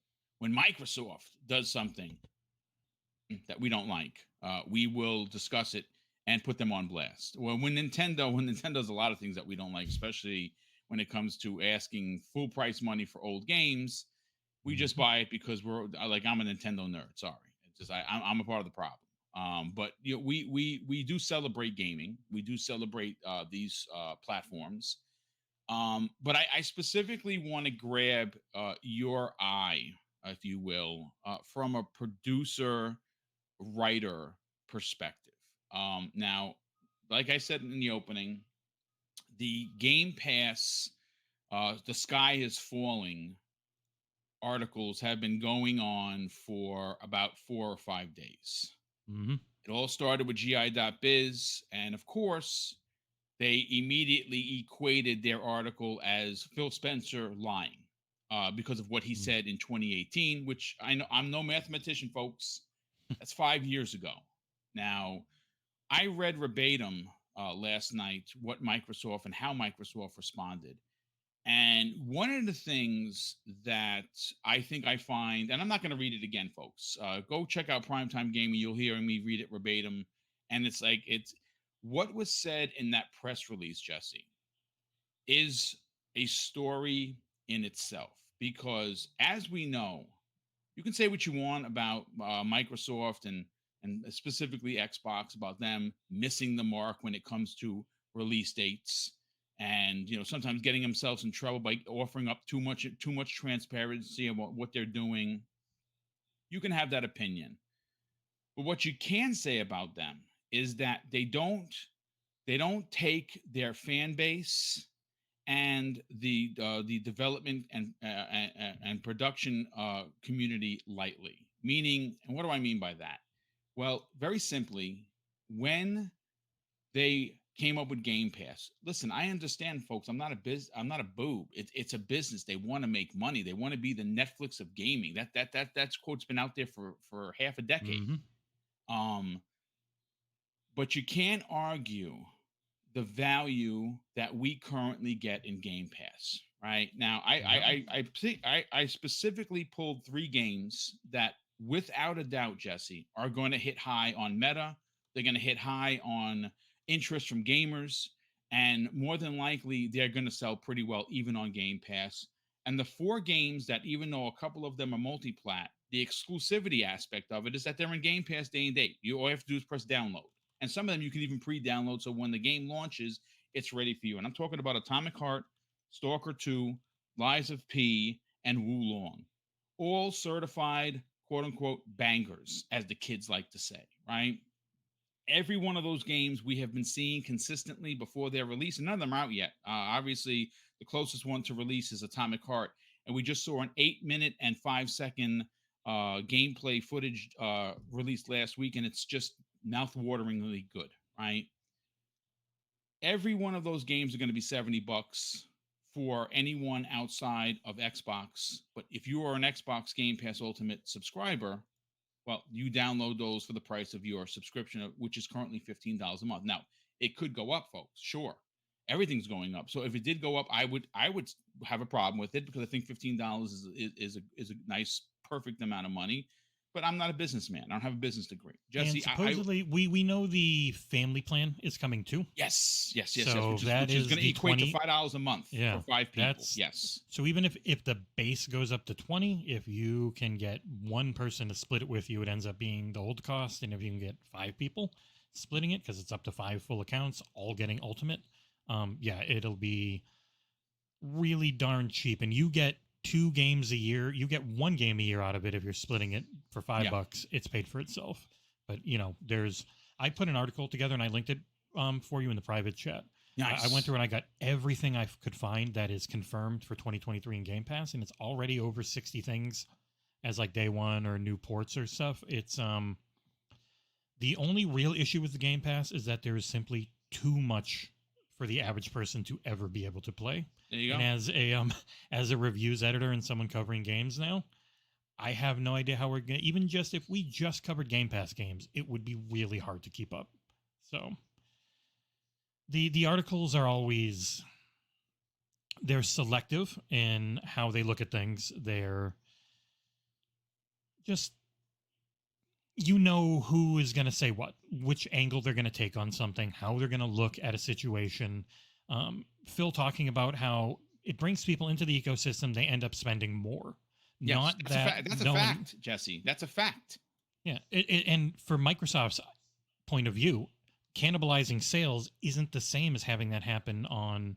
It's not like that's in a vacuum. Like, okay, the sales are cannibalized. They don't make enough money now. It's, well, no, they've pulled people into their ecosystem. It's a long-term play of, I now have a new customer that might not have been here before. Yep. They're playing all these games on Game Pass. Maybe they play some free-to-play. They buy microtransactions. They buy other games. If a game's leaving Game Pass that they like, they get 10% off. Maybe it's on sale. They grab it. Like, it's another entry system into, or another entry port into the ecosystem. And it's very different from Netflix in that it's not the main way people consume stuff. Netflix needs you to say subbed. Microsoft can be like, okay, you sub a couple times a year. You sub for 3 or 4 months out of it, but you're also buying games. You've got the system now, or you're using us on PC and you didn't use this before. Like, all of this adds up in different ways, where so many of the articles just look at that. Well, after a year, it cannibalizes sales on stuff. They leave out the after the year part. Yeah, which is, I'd like you to elaborate on that for a second. Because first of all, you're going down a very, very lighted path, and I love it because, folks, everyone that's here, we got almost 300 people here, which is bonkers. Like, I'm incredibly humbled that we at 13-minute mark we got almost 300 people here. That means that you're enjoying the content, and my you're wife putting and in I the work. Boom, people like it. No, thank you, I appreciate it, Jesse. I do want you and I to continue this conversation, but I just want to say this for context, folks. Game Pass currently, if you're a $15 a month subscriber, equates to about $180 a year, right? That's fine. Most gamers, the average gamer, the normie, if you will, no offense if anyone's just an average gamer, they buy 2 to 3 games a year. Now, granted, the price has gone up. 7 games are $70, right? So 3 games, if you bought 3 games, cost you $210, right? A little bit more after tax. But for $180, not only could you potentially get some of those games in Xbox Game Pass, you would probably get about maybe 300 others that are in there currently. I think between console and PC, it's over 500 right now, but they only ever advertise 100 because they found the average non-hardcore gamer got really intimidated if the number was too big. Yes, yeah, if it's too much to look through. 100%, 100%. So think about that for a second, folks. We're hearing for the last week about how Microsoft. See, this is what kind of gets me a little frustrated, folks. When did these websites start pocket watching for Microsoft? Like, this is a $3 trillion company. Do you honestly care whether they're making a profit? Does it really matter to that said editor that's writing this hit piece like it's the best thing that they've ever written? It's ridiculous. See, what I find frustrating as a content creator is I'm always a celebration guy first. I will always raise people up as much and as high as I can, even if I'm the one on the bottom. It's fine as long as you're raised up. That's how I was raised to be, and I'm okay. I don't have to come in first place, folks. Someone else does. I'm a congratulator. I'm not a hater. And the problem with these hit pieces or these stories, Jesse, is the fact that in that press release, they specifically said that their goal, yes, of course they want to make money. Of course they want to say they have 50 million subscribers. But their main goal is to offer another way for developers of every size, publishers of every size to find another way to sell their game and bring it to more people. That is not discussed in these articles. It is unbelievable how the value proposition in 2023, where, and again, folks, make fun of me all you want. Okay. I'm a realist. Okay. I'm a guy that worked real hard. I'm retired. I retired at 44. Not many people can say that. And I'm proud that I put in the work to get that done. And my pension is great, but it does have a ceiling. In 2023, Jesse, we're paying $12 for eggs. Okay, which is the most ridiculous thing you've ever heard, right? And again, for no reason too. Just they can do it, so they do. They just can, and they do it, and we have no choice because I like eggs, right? So the whole point of that is that in none of these articles ever say, well, Microsoft is looking out for the best interest of their consumer, offering a deal unlike anything that has been done before it. That is my problem, Jesse. It's when you go this angle on a story, it then makes it tough to take you seriously if you change your tune later on, because it just becomes clear that you know that you were taking a very specific tact to try and maximize your clicks, and it ends up really hurting your credibility in the long run. And I do think that is a part of why so many gaming media sites have struggled to build and maintain an audience compared to content creators and streamers who play and talk about games from a place generally of enjoyment instead of constant criticism, and not criticism in a way where they're just trying to explain something or break it down, just more in a way where they're just trying to get hate clicks, because hate clicks are a lot easier. And that's one thing we try to avoid. Like, if we're going to be negative or something about a situation, we try and make it very clear why we feel like that. Like, we gave a 3.0 to Wanted Dead because myself and John playing it, we were both like, we just don't think this is an enjoyable thing. Not that other people can't enjoy it. It could very well become a cult classic and all that type of stuff. But it's, my Scorn review was probably too negative. I was very mad at that game. But other than that, I think the best way to go about it is, if you are going to get into a story that can be seen as a negative take on something, is you need to fully dive into it and explain it. And so many of these articles just took what GI Biz said at face value, didn't read the quotes, didn't get into it, and they just rolled with it, knowing, oh, Game Pass news hits hard. Spicy Game Pass news is going to hit even harder, probably.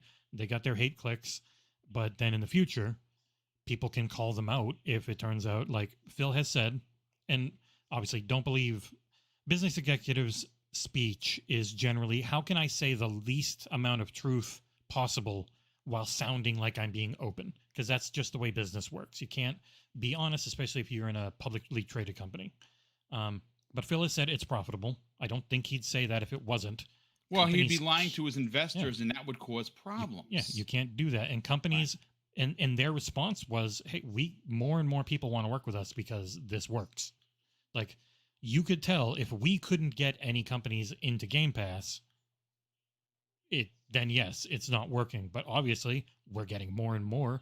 there's over 60 things already announced, with only a handful of them being first party. Like Game Pass deals, especially for smaller indie devs or people self-publishing on ID at Xbox, are enormous. It can immediately cover all of the cost of their development and make it so that their game is a success by default, and their company can keep existing. And then from there, like they've talked about, for big companies who don't need that, then it becomes how many people play it, how many people download it, how long do they play it. We'll pay you based on that. But for the smaller places, like it's not just one monolithic setup. It is this deep, very obfuscated, because obviously you can't break down the financials of every deal. Some companies have. They can come out and say it, I think, but they've got a ton of different setups depending on the size of the dev and the pub and all these different things, the size of the game. Like you can imagine with Koei Tecmo, they probably paid them a bunch of money up front, and they're going to pay them a bunch of money for everyone that plays that game, depending on how long they play it. Like it works because they make money as a platform, getting more people in. The companies that they work with get a bunch of money either right at the start or over time. Like it's you can feel that nobody actually is looking into it too hard. They just have their article, they see an easy headline, and they just run with it, and it just gets really. It's messy. It's messy. And it's annoying how typical it is, where you never see the corrections, you never see the deep dive things. You just see people going with the cheap pop, essentially. Like, what can I do to get that immediate hit? I got it. Okay, I'm not even going to ever bother correcting it if it's proven wrong. Yeah. No, it's disappointing. You know, I want to bring into the conversation, Jesse. I think you know. I think you know this dude. His name is Mike Rose. He's at Rave of Rivendell or Ravendale. He obviously is one of the. He works with the publishing house that brought us Descenders, one of the most successful Xbox Game Pass releases. It is my nephew Tyler's number one game. He comes and he records himself crashing, and he uses up all my space. So when I go to record a clip, it tells me I have no more space. And thank you, Tyler. I love you.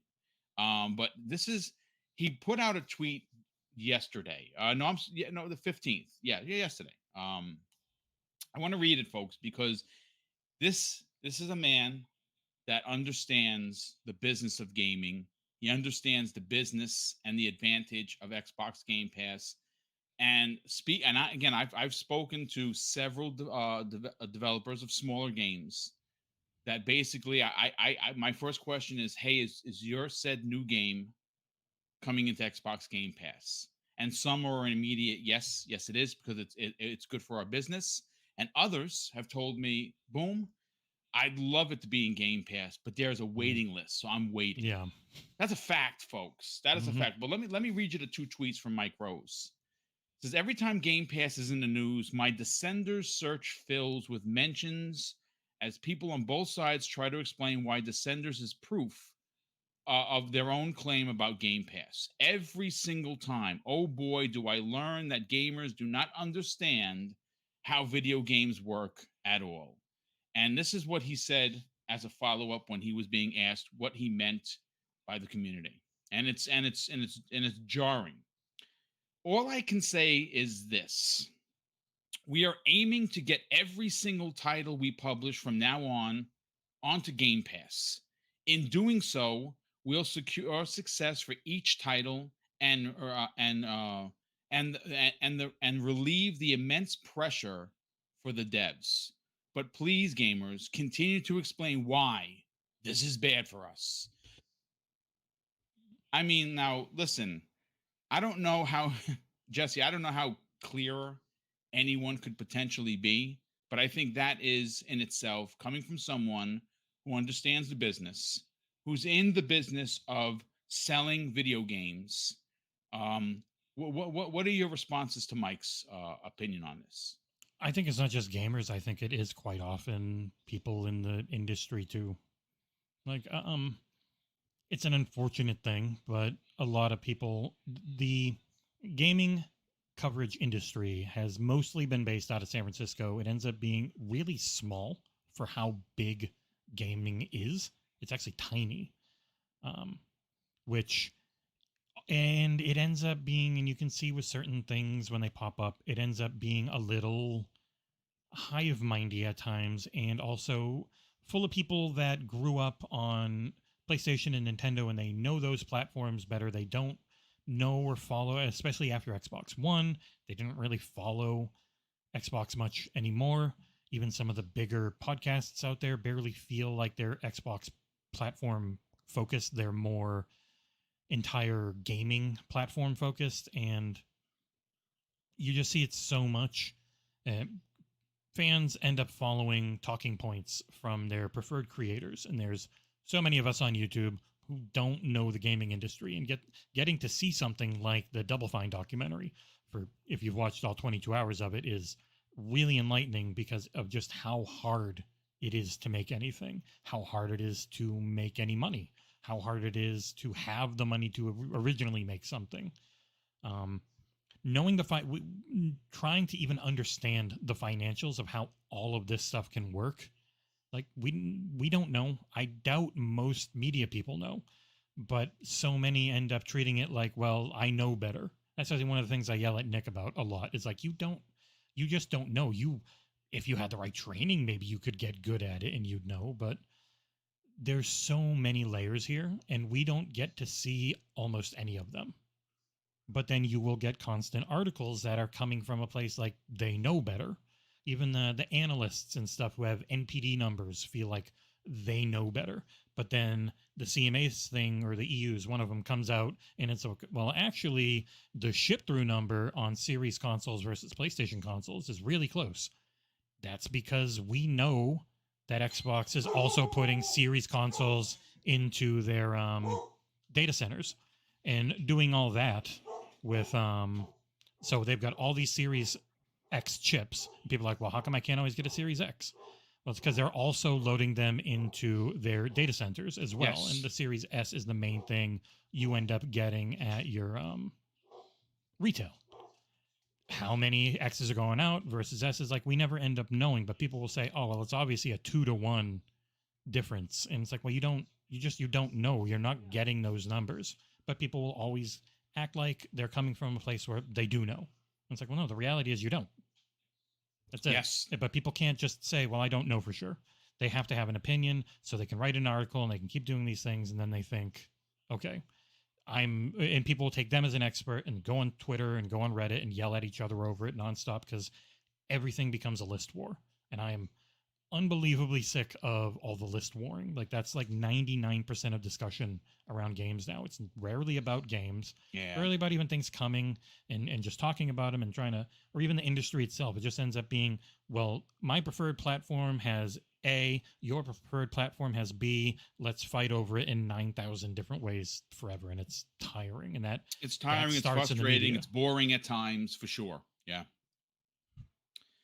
Well, listen, I mean, again, folks, we're not going to spend the entire 70 minutes talking about this. We got a couple of other topics, hot topics to get into. I just wanted to open up with this one, and I specifically wanted to grab Jesse's ear from not a gamer's perspective, but from someone that produces content for a very popular site in XboxEra, especially at XboxEra.com, and does the production stuff behind the scenes for their show, which is weekly, with John and Nick. And sometimes OBM when he's allowed on the show. OBM, I know you're listening. He was real busy working on that 20th anniversary book, which we finally finished. It's finally done. And that's going into production soon, and we'll start going out to all the Kickstarter backers. I think I did not the highest tier. I think I did the third highest tier for that. I'm very excited. That book was, holy crap, that was a lot of work. Thankfully, I didn't do almost anything. It was all pre-drag, our art guy who is unbelievable and super passionate. OBM, Sick Mechanico, like, they were the superstars on that one. So if you back that, apologies it took so long. It was really, really big, and oh my God, does it look good. It's going to be worth it in the end. If you go on the Kickstarter page, Boom, as a backer, you can get a PDF. Like, it's the whole thing. Oh, but it's a PDF, really? And you can go through and look at it and have it ready for, So any Kickstarter backers, that PDF's available. I backed day one. The minute you guys announced it, when I was watching your show when they announced it, I was like, where can I back? I'm backing this. This is good stuff. It's going to be my prize jewel in the collection of Xbox stuff. But It listen, let looks me real catch up with nice, some of the man. super chats. Yep. Jesse, we have 3 of them. The Black Harry Potter, my brother, he drops a very generous $10 super chat. And listen, just FYI, I was up to 2:33 in the morning playing Hogwarts. So yes, the Black Harry Potter was correct in saying, and he says it again. Good morning, Mr. Boom. I heard you say it last night, and I'm glad we finally agree that Hogwarts Legacy is our game of the year. Indeed, it is. It is my game of the year. The experience that I'm currently having with Hogwarts brings a giant, childlike, giddy-like smile to my face. I'm staying up way too late for a 52-year-old each and every day because I can't stop playing it. And what I equate this to, folks, is how I felt about Elden Ring last year. Like last year when I played Elden Ring, and I'm not a Souls guy, so that's why it's even more interesting to discuss, is that I should have hated Elden Ring. Mm. I should have hated Vampire Survivor because I don't like Rogue. But those 2 games were number 1 and number 2, respectively, for my game of the year for 2022. And the same excitement and joy and the thought of finding something new around every corner is what is happening and what has happened with Hogwarts. And it was the same exact thing with Elden Ring. It's just The amazing. love and attention given to, and especially like all the one-off assets and everything you find around the castle and around Unbelievable. Hogsmeade and all these things. It's one of the it's a paint by numbers Ubisoft open world setup, but the open world is so well made and the Yeah. combat's really fun that it's fantastic. Yeah, it is. It's just if you have again, if you get in FOMO, folks, this is the game to get FOMO for. It'll It's just certainly so take up good. your time and be worth its price. It is a life stealer, folks. The problem that there is one major complaint with Hogwarts. It's too good because there's so many games I'm not going to have time to play because I can't get enough of the I Wizarding put World. a post on our forums earlier or late last night, and it was pretty much the fact that so many people are list warring over first party stuff, and it's like the only truth is that there is way too much for anyone to easily Yeah. afford or ever play coming Yeah. out this year. This year might 100%. end up being one of the best years ever because so many things were delayed or pushed back during COVID, and they're all hitting this year. Like that's why last year was kind of barren for some things because Yeah. it was the hardest hit year, and now Yep. everything's hitting in 2023, and it's like, how do we keep up? We don't have a huge crew. We've got a couple of guys that do video. It's like I'm really having to pick and choose over time because it's crazy. Yeah, I was literally going to say that at some point it's just going to have to be like, well, we're going to have to get to the hot topic, and then if a game that isn't as popular in the zeitgeist with gaming is going to have to, there's only enough there's only 24 hours in a day, folks, and there's only so much time. Real quick, Spider-Man drops, a very generous $20 super chat. And he says this: when Microsoft said their games were coming to PC and an outlet claimed this meant Microsoft was leaving console behind. But when Sony announced PlayStation was coming to PC, that same outlet said it was great that more players can play their games. Yes, dude, pull those receipts. I'm pretty sure I know who you're talking about without throwing them under the bus publicly because, well, that's just who they are. Yes. Well, it's like the Luke Plunkett stuff on Kotaku when Xbox got MKV support on the Xbox One, and he's like, Yes. "This opens it up for pirates." And then PlayStation got it, and he's like, "This is great. More people can watch stuff." Yeah. It's. And speaking of Sony on PC, I was actually streaming Returnal before this, and that game's pretty darn fun. It's $60 though for being 2 years old, which does feel like a bit much of an ask. It should have been $40. It maxed out at 5,700 on Steam as well. They have not had their pricing. I think the amount of time versus the price, I think, has definitely hurt their PC stuff. And you don't have the alternative that Xbox has, where everything's on the Windows Store and part of Game Pass if it's first party. So yeah, but that game's very fun. I don't know about $60 2 years later fun. Maybe wait on a sale, but I'm enjoying it. Yeah, I mean, listen. My concern with the game was that and again, I haven't played it. It doesn't respect your time in regards to the saving situation. It's not a good roguelike. I'm enjoying the gameplay but the actual like the setup of the roguelike part of it so far, it's not a treadmill. Like one of my favorite games last year, Rogue Legacy 2, which was Xbox exclusive at launch, funnily enough, but never got talked about until it hit Switch. I gave it a 9.6. It was one of my Wow. favorite games of last year. It was damn near perfect roguelike. And it's this constant treadmill of numbers going up, and it's very dopamine inducing. And there's not really much of that at all early on in Returnal. So, I don't know. Listen, unfortunately, they'll probably get a sequel. Hopefully, they'll learn from their mistakes, especially mhm. with what you just talked about, and more importantly, the saving is a real issue. Yeah, But they let you pause mid run now. You can like suspend and rejoin mid run, but that's about it. yeah, yeah, they threw that in after everyone complained. Yeah, Yeah. that was their way of fixing the issue. I don't think that's a fix. I think Yeah, that it was is supposed to be like, oh, just use suspend mode on the PlayStation 5, but then that breaks all the time, or if the game has to update. It's kind of like quick resume. Like if you quick resume something and you're focused on only using quick resume, well, if a game has an update, it has to close the game to update. yes. So Yeah, and then if you're in the middle of a big run, you're screwed, which is dumb.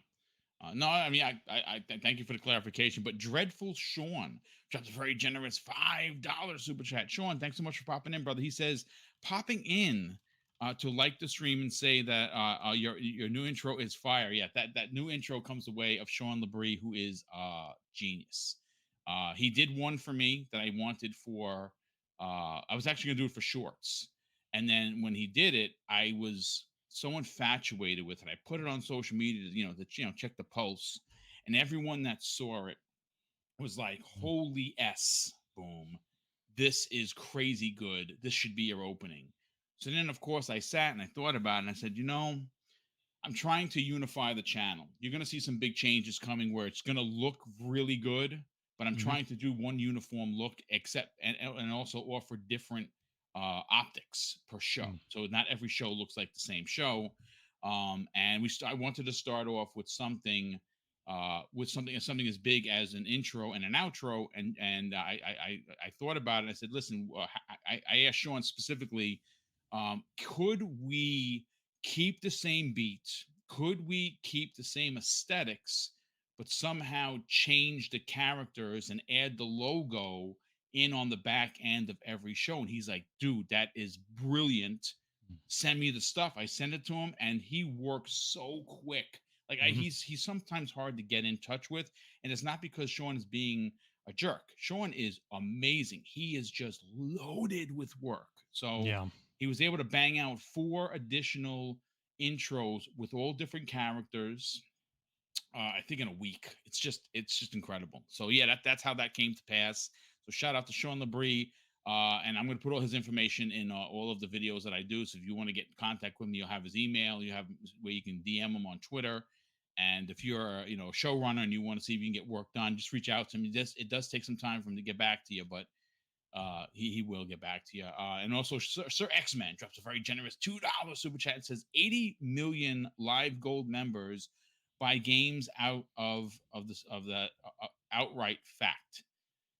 I mean, people still buy games. I still buy games.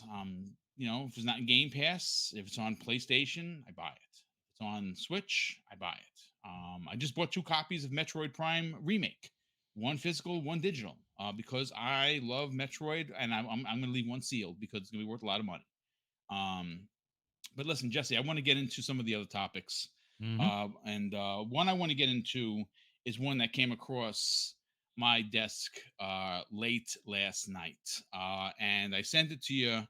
Let's talk some Stalker 2. Now, obviously, Stalker 2, folks, is a big game.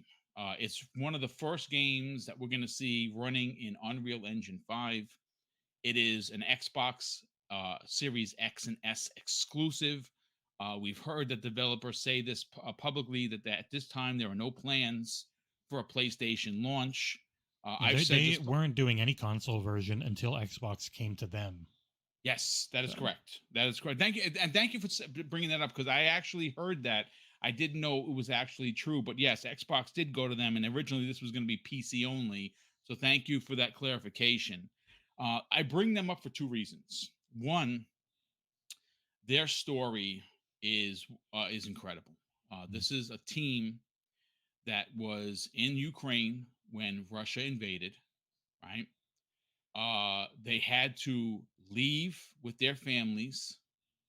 Some of their team members stayed behind to defend their country and have passed on during the war, which is very sad. By all rights, folks, this game should not exist. Production should have stopped, and we should have just heard about this years later when things kind of got sorted out. And we don't know how long it's going to be that Russia is going to either retreat or go further into the country. But they just announced, Jesse, their collector's edition, which looks awesome. I have a tweet in front of me, and this was yesterday. They said, Stalkers, it's time to talk about the most valuable thing in the zone, the harbor itself. A figurine, an artifact lamp, a map, a backpack, and other neat stuff come with different physical editions of Stalker 2 Heart of Chernobyl. And there was a four-page thread that they put in here. They go on to say this, Jesse. It could be taken along on a foray, or you can use it as an adorn on a shelf, navigate through the zone, open up cans, or even light a fire. Basically, everything a true stalker needs, and what is not forbidden to use outside of the perimeter. Now, what's interesting is there was a placeholder for the end of the year.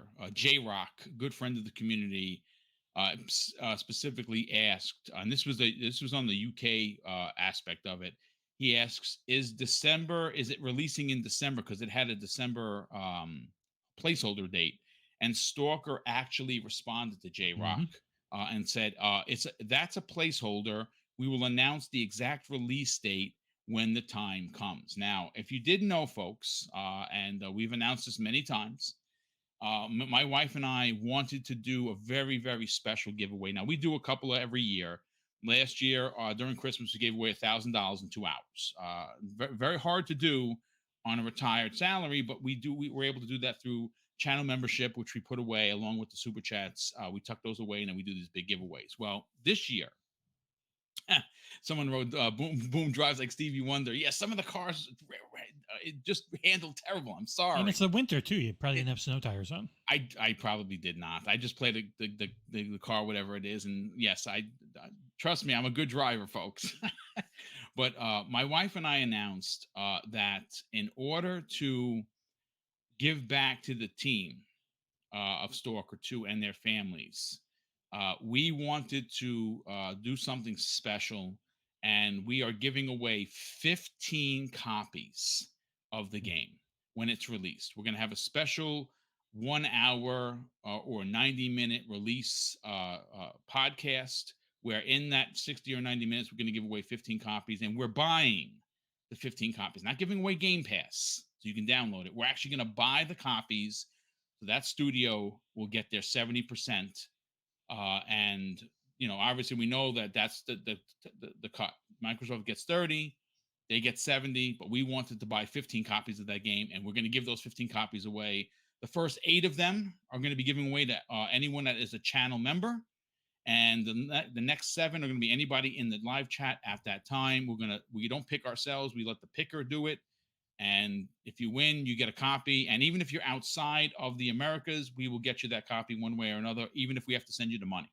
And then we hope that you, in fact, do buy the game, because the whole point of the giveaway is to make sure those families receive the 70% of the game sales. And again, this is just a small channel helping a small developer, and it's our way of giving back. But Jesse, this is a big game in 2023. We don't know when 2023 it's coming, but I mean it's not even cryptic. They really don't know. I would imagine that it's day to day for the studio. They're no longer in Ukraine. Their families are safe. They're safe. What are your thoughts on this? When do you expect to get a release date on this? Do you think this potentially waits to maybe Microsoft has one of their developer directs potentially? Because we You know know, that I think the developer directs will probably just be first party. I don't know that they'll have a lot of third party in it I'm 'cause of the way hoping it was that, produced and everything. I think they might yeah. have other shows or other live streams and things dedicated for third parties. We'll see. I do think this probably ends up being, there's so much in the first half that I don't know that they'll feel any pressure to get out until the second half. But, So do you think this shows up at E3 on their I stage? think it might. Like it would be what, 2 years in a row or 2 out of Yes. 3 years, but Mm-hmm. still, like if they can give a date and they've got a nice meaty chunk of gameplay to show and more things, because there's still a lot we haven't seen in the game. Yeah, I could definitely see that happening. Yeah, I cannot wait for this game. I'm not buying the collector's edition as it's raised in price due to the the current It's market. like It's just 380 now, I to think. change. Yeah, Yeah, it's. I mean, listen, I love looks nice collector's though. editions, but Yeah. there's two things. One, Mrs. Boom and I are saving for a place, so we got to Mm. be very careful Hmm. on how we spend the money. Number two, you guys can't see it. I have, and this is why I need a like a studio. We need a much bigger place so I can have my stuff behind me, so you're not watching peacocks. You know what I'm saying? I mean, that's Hmm. Mrs. Boom's design. She loves. She's a great designer, and it makes the house look really sharp. But when you're a podcaster, you want to show off your Master Chief helmet, which is in front of me, Hmm. and of course the Doomslayer If I helmet, could only which is get, I got so much stuff up there too. Ugh. yeah, I have the light. I have the Mhm. Covenant sword as a light. I have a lot of really cool things you usually just see in pictures. I'd love to have it Mm. behind me. Eventually, one day I'll have a studio. But for now, this is fine. This is fine the way it is. Um, I am very much looking forward to this game. Yeah. I did not play the original because that was PC only. Be I'm not ready for PC. something very tough, very realistic, focused. Yes, You got to be slow. You got to take your time, you got but methodical. Yeah. you get. It feels unbelievably rewarding to just do even things that might be mundane in any other like shooter. That game, it's emergent gameplay based on all its weird physics systems and interactions and stuff. If it's anything like the first one, it'll be something special. Because the first one still has some of like the coolest moments, but they Mm. always happen organically, and it's super Euro janky. And I'm wondering if this one's going to be more polished. Is it still going to be a little janky? Because some of that jank, I think, is its charm. So I'm real curious to see how this one turns out, especially with the unbelievable circumstances in which it's been crafted. Yeah, I mean, look, at the end of the day, it's a unique game. I'm hoping for a step back, or at least a mode that offers more of a shooter aspect. Like I don't want to Yeah, if have it's to do. anything like Metro was, where they finally went in, they That gave was you an easy Metro was mode. perfect. Yeah. Yes, I enjoyed Metro 1 and 2 quite. Even the third one, I actually thought the third one for me, because of the open world aspect, was the pinnacle. Looking on the map, finding something out, going to that point, finding some different things, finding locations that weren't on the map. I loved the third one. I hope that And all of them being it's like, it was more like hub worlds, and it wasn't like just this enormous map that felt daunting. It was these yes. small sections of areas that were nice and densely filled, and I think that helped it a lot. Also, Oh I yeah. would highly recommend playing it in the original language. I did not like the English dub of that game. I would probably play with subtitles. My wife and Yeah. I watch a lot of foreign things. Like we're into like some of the Asian dramas, specifically Hmm. the Korean dramas. We love those, and we even if it's available, we don't do the we don't do the American dubs because it's just terrible. One It's fun thing, just Wild terrible. Hearts' English dub is phenomenal. It is Really? Okay, excellent. that's good to know. That's So excellent. and that's normally not like Monster Hunter's English dubs are notoriously terrible. They're super. Mm, Everyone's just this super over the top I love American it. guy. And in Wild Hearts, if someone's Japanese, they speak in English but with a Japanese accent. If Oh, there's an that's American great. character, they just like it's so much. Yeah, I love that game. Well, listen, we'll talk about that where people could check out that review because you quite enjoyed the game, and I can't wait to read the review myself. But I mean, listen, Stalker 2 is big. It's going to be a big game for Xbox. It is Xbox exclusive. I wouldn't be surprised to see this eventually move over to PlayStation 5. But if Microsoft is um, learning from the ways of Sony's behavior, this game should stay exclusive to Xbox and PC. the I don't same think way they'll ever many. give into that. I really don't. I think as long as their deals will always focus on it comes to Game Pass. Yeah, Sometimes that means it doesn't go somewhere else right away. But I don't think they're ever going to want to give in, especially because when so much of their argument with Sony right now and them trying to subpoena Sony's records is based around those shitty practices. So yeah. I mean, listen. I mean, I agree. I think Microsoft has a different way of doing business. It frustrates me as a fan sometimes because you just see the way Sony does their business, and Sony is number one in the market for a lot of that kind of that business practice. Now, is it right? Some people would say no, but it is also a business, and they want your money and they want you on their platform. And sometimes when you look at like the exclusivity stuff, or timed exclusivity, Microsoft gets 3 months, Sony gets 2 years, and people scratch their head like, I don't understand why what is happening. But I say this before. I've said this before, Jesse, and I will say it again. I think you will agree that the game itself isn't the exclusivity aspect of it. It's yeah, Game Pass yeah, is the finite they get 3 months exclusivity. because they don't think it matters to pay for more. Like Yeah, probably. Sony's business model and their fans' expectations are so much based on, well, we are your default place to play things.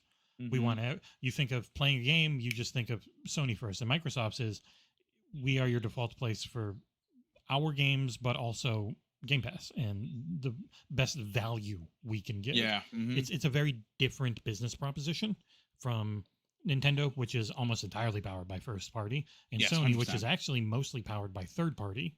But Hmm. people always think of their first party as what really pushes it. And it's no, it's big and it matters a bit. But them being the default place for third party games is why they're the market leader. Correct.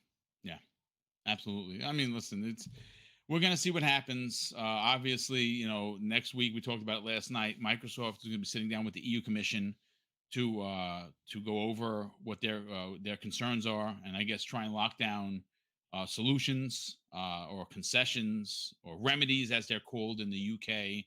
And hopefully, they were able to do that with some monster concessions in the form of keeping it on PlayStation for a decade and parity and everything else, and they get this deal done and just be done with it. Parity's I not just good enough. They've said repeatedly, we don't want parity. We want what we have now, which is where they get exclusives. I'm like, Yeah, and that's not going to happen because you're not no. buying anything. You're not investing. So go f yourself, Jim Ryan. Sorry, someone had to say it, and I'll say it.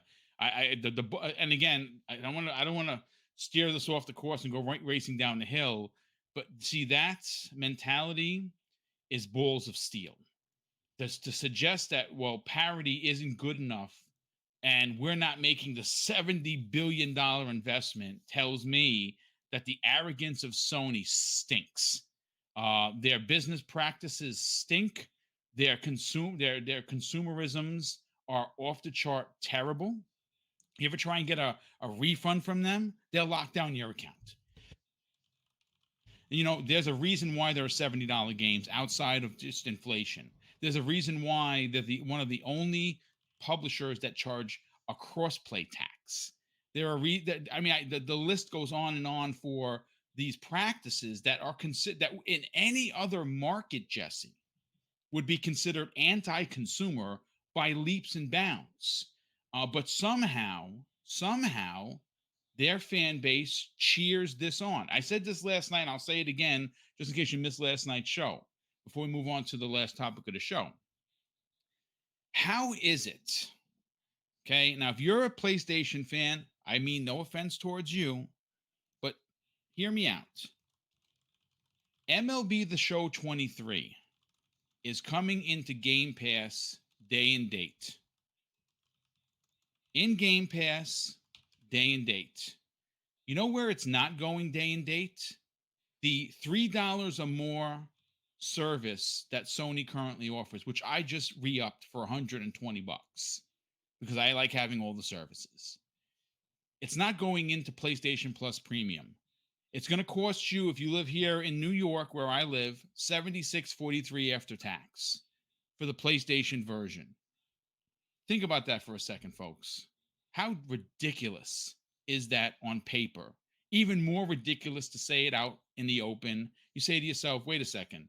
So what you're telling me, Boom, and how you're painting this picture for me is that on the left-hand side a first party developed game is going to Xbox Game Pass day and date, and PlayStation is not offering their fan base this into the service that they charge $3 more than Xbox Game Pass. Please, someone make sense of that to me. Yeah, Jesse, talk about it. It's pretty much. I see people in chat saying like, "Oh, eventually Sony will just do exactly what Xbox is doing." Like, no, they can't afford it. They don't have the number of first party studios to maintain it first party wise, and they are not already paying for like what they had Shadow Warrior 3 in there for 3 months. Like, they don't do third party day one deals on PlayStation Plus, and I don't see that changing. No. The only place they put work and money into is generally the monthly PlayStation Plus extra games, which is like they have a really good month coming up, but it's a really good month of older stuff. Finally, you get the big thing is Horizon Forbidden West going in there, which is smart because they've got an expansion coming. So it's like they'll strategically add big things in, but they're not going to start doing this day one third party stuff, which you need to properly maintain people wanting to spend more on a sub. Right. Like, people are going, if they're only doing it to play online and they're mostly playing Overwatch or Modern Warfare, like, or Warzone, they're mostly on free to play Fortnite and Rocket League. To entice people to go and pay more money, you need a constant amount, like a large number of games coming in. New things too, not just old. Like, it's nice to get a huge backlog of older things, but to pull in and become big enough for it to make financial sense, like, they don't have all the money that Xbox does. They don't have, and I don't know if they ever will. Maybe they will at some point, but they don't have a cloud streaming alternative for it. That's only PlayStation 3 and before stuff for the streaming, and that's still only in a few countries. Like, they're not able to attack it from as many different angles as Xbox is, thanks to being a part of Microsoft and having Azure and giving a lot of their Series X stock over to cloud blades instead of server blades instead of selling them directly to customers. Their big bet is PSVR 2, which the hardware sounds awesome outside of it being tethered and the software being a little light at launch. Like, it's reviewing really well. That's more the stuff they end up going for. They're trying to maximize the traditional model. They're not pushing this sub-service the same way. It's a very different proposition from them. And even if they did transition eventually into day and date, I think that would just be day and date on PC. I don't think day and date into their sub-service is happening anytime soon. It'll be years before that. And it might even be years before they do day and date on PC. They're going to want their own store so that they can have cross-buy and cross-save and everything built in and not have to give a cut up to anyone. Until that type of stuff happens, they're not following Microsoft's model the same way. The only thing they're doing is everything they can to try and kneecap Microsoft's model at the moment, because they know they can't if Microsoft can get ABK in there, they lose a ton of market share. Like, they'll still probably be market leader if you ignore Nintendo, like everyone seems to do for some reason. It's weird. So many seem so afraid of Xbox being a market leader when it's not like Sony's a good one. They don't. Yeah, they're terrible. Their strategies are not helping their customers nearly as much as they're hurting other customers. Yep. So we're going to do everything we can. We're going to get exclusive DLC that generally is low effort, especially if it was like Destiny. It was always bad. We're going to get these exclusive things for our fans that they can, or we'll have these games that only our fans can then pay for. It's not like Microsoft pays a deal to get something. It's in Game Pass, which so many of us have, and we benefit from it. But it's just not like that with the other two. And so much of the discussion around it definitely turns into people being used to the old way, not really wanting that to change, being used to, well, I've got a PlayStation, so I can play pretty much everything. Oh, damn, I don't want to get an Xbox because then I don't know the ecosystem. It ends up feeling like so much of the discussion comes from a place of annoyance instead of what reality actually is. Yeah, no, absolutely. I agree. And I know there's a lot of people going back and forth in the chat. I understand that MLB made the deal. I understand that MLB owns the license, but the game is still made by a first party of Sony. Sony owns the first party that makes this game. They could and should make that deal, the same deal that Microsoft made to get it into Xbox Game Pass, Sony could have done to get it into their top tier service. If you don't want to put it in the two bottom tiers, I hear you, but at least offer it to your $18 a month customers. And they don't. And that, folks, is the inherent problem. Anti-consumer Sony, that's who they are. And apparently the media, the consumers, the gaming community, again, it's one of those things, Jesse. PlayStation, no matter what they do that's egregious, good, no matter how good Xbox does, they're bad. It's baffling. It is a baffling thought and theory. But I do want to get to the last topic of the show. Folks, we're talking about Starfield. We have some new information about the showcase, but unfortunately, it's not what you think. Yesterday, it was brought to our attention by the community manager of Bethesda in the UK regarding the basically gorilla or elephant in the room, which is, of course, Starfield in 2023, when the game is coming out. Is it June 29th, like everyone? Are the marchers right? And I'm part of the marchers. And at this point, I've given up hope. We're too close to March, not coming March. So it's going to be June, hopefully. But I think what we're all holding our breaths for, folks, is when the showcase is going to happen. I thought it was going to be early February with the potential of a March release. Now some people are saying that it's the end of March, early April, leading right into the June release. I'm assuming we're going to get a big presentation at E3 in the middle of June, and then obviously it's going to come out June 29th. But this is what I have in front of me, exactly what was said. And the story that I pulled says, as fans eagerly await the dedicated Starfield showcase, Bethesda announced that it's still, quote unquote, sorting stuff out and needed more time before unveiling the game. Obviously, this comes the way. Let me see if I could pull it up. Jesse, I think I sent it to you as well. Let me just see if I could. I got it right here in front of me.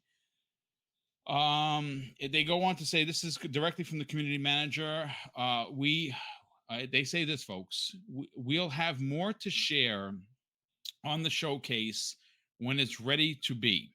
Still sorting some stuff out. I know that's not the answer you want, but nothing specific is being withheld. I mean, it's disappointing, Jesse, to be honest with you. I think everybody, and I think at this point in the game, people just want a date to hang on, like a date to to anticipate. When are we going to get a chance to see this game in full action?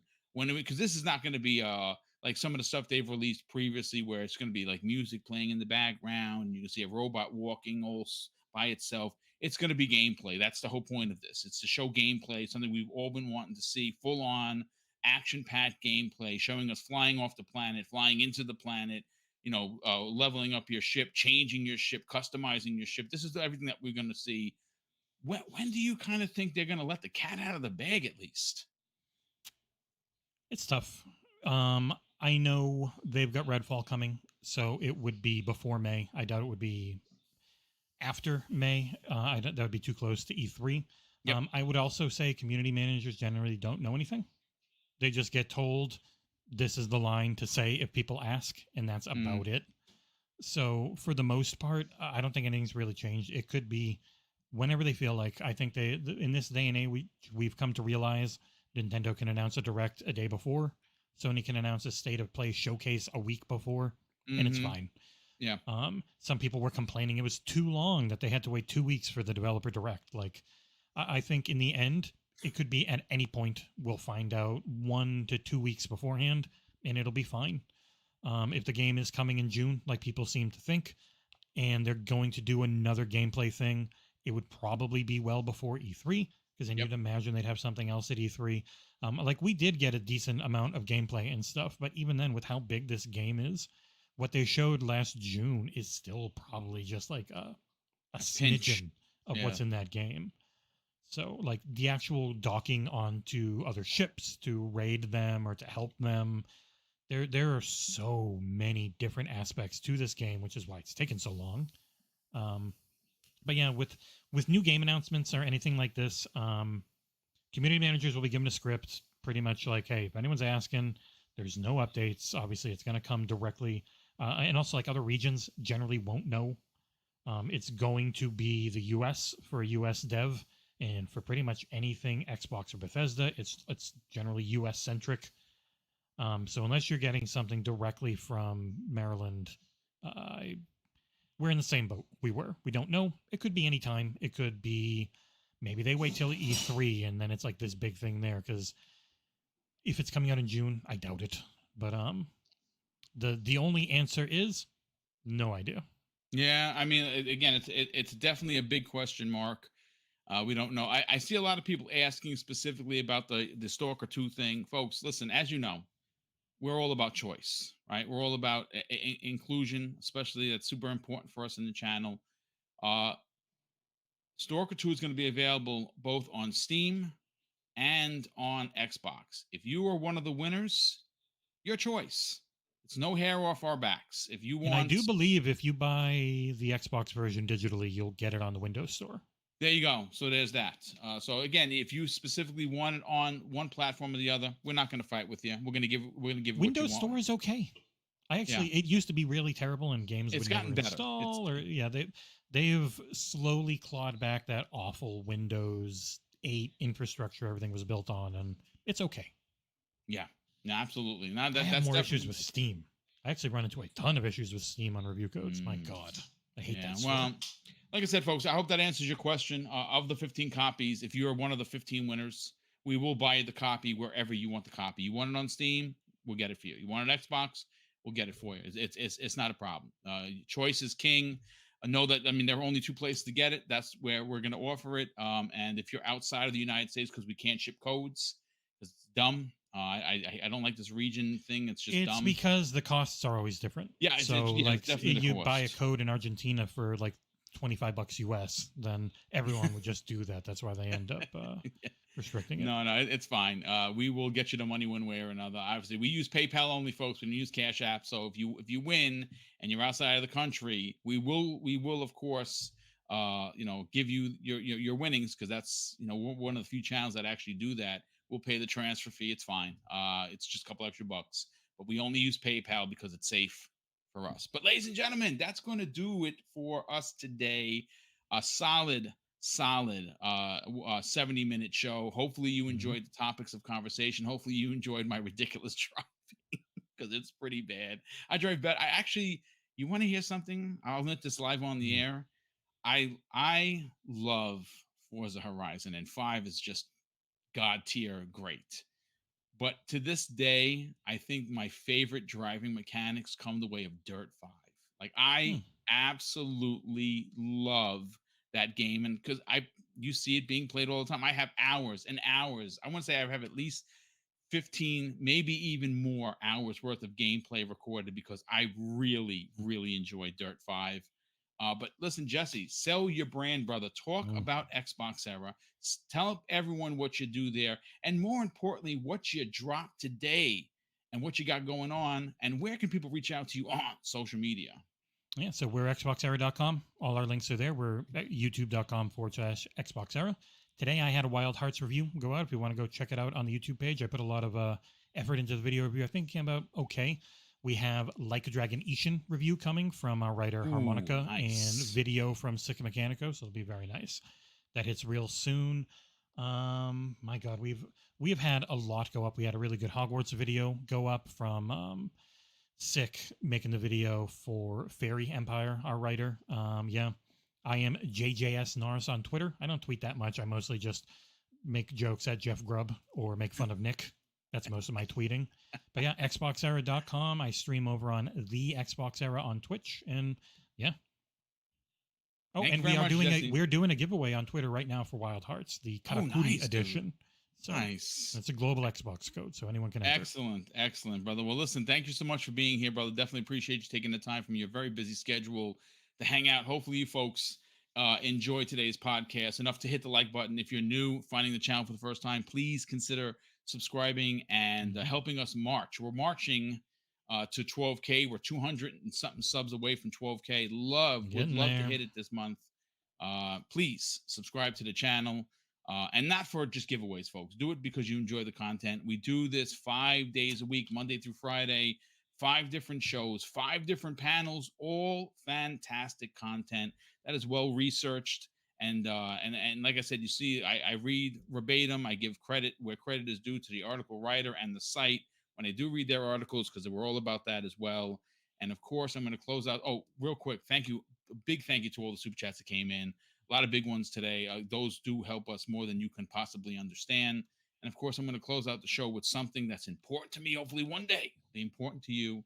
And that's something that my dad taught us when we were kids. And he would say, "Craig, treat others how you want to be treated, and also it doesn't cost anything to be nice. You live by those rules, son. I can guarantee you're going to have an awesome day." So take care, everyone. We'll see you next week on the newest episode of X Vlog Live.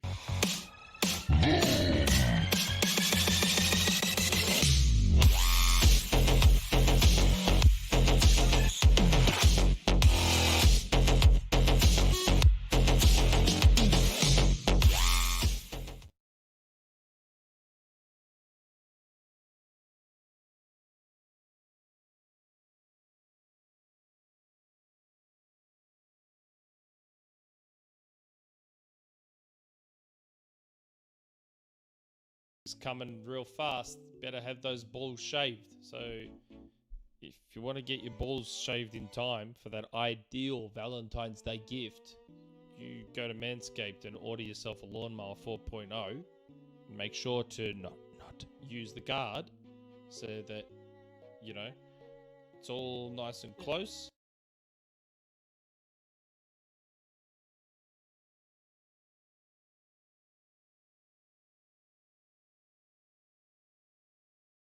Of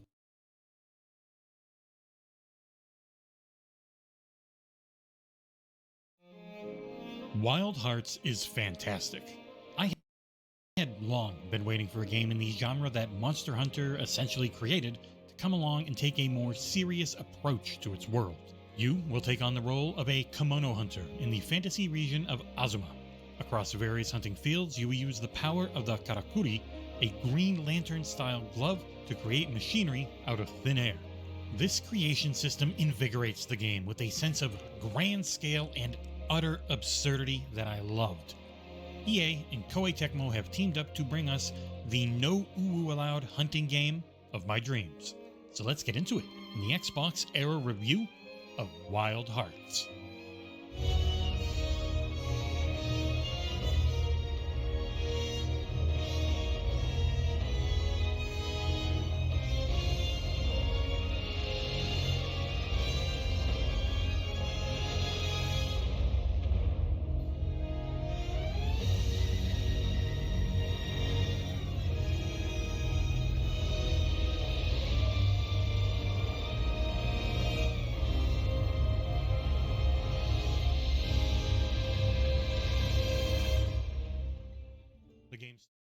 Why, hello everyone. I'm back. I'm back, and I feel bad because it's probably just to say goodbye, because I don't know if you were watching, but Atomic Heart showed up right as that show was starting, which means I'm going to go right into playing the crap out of it.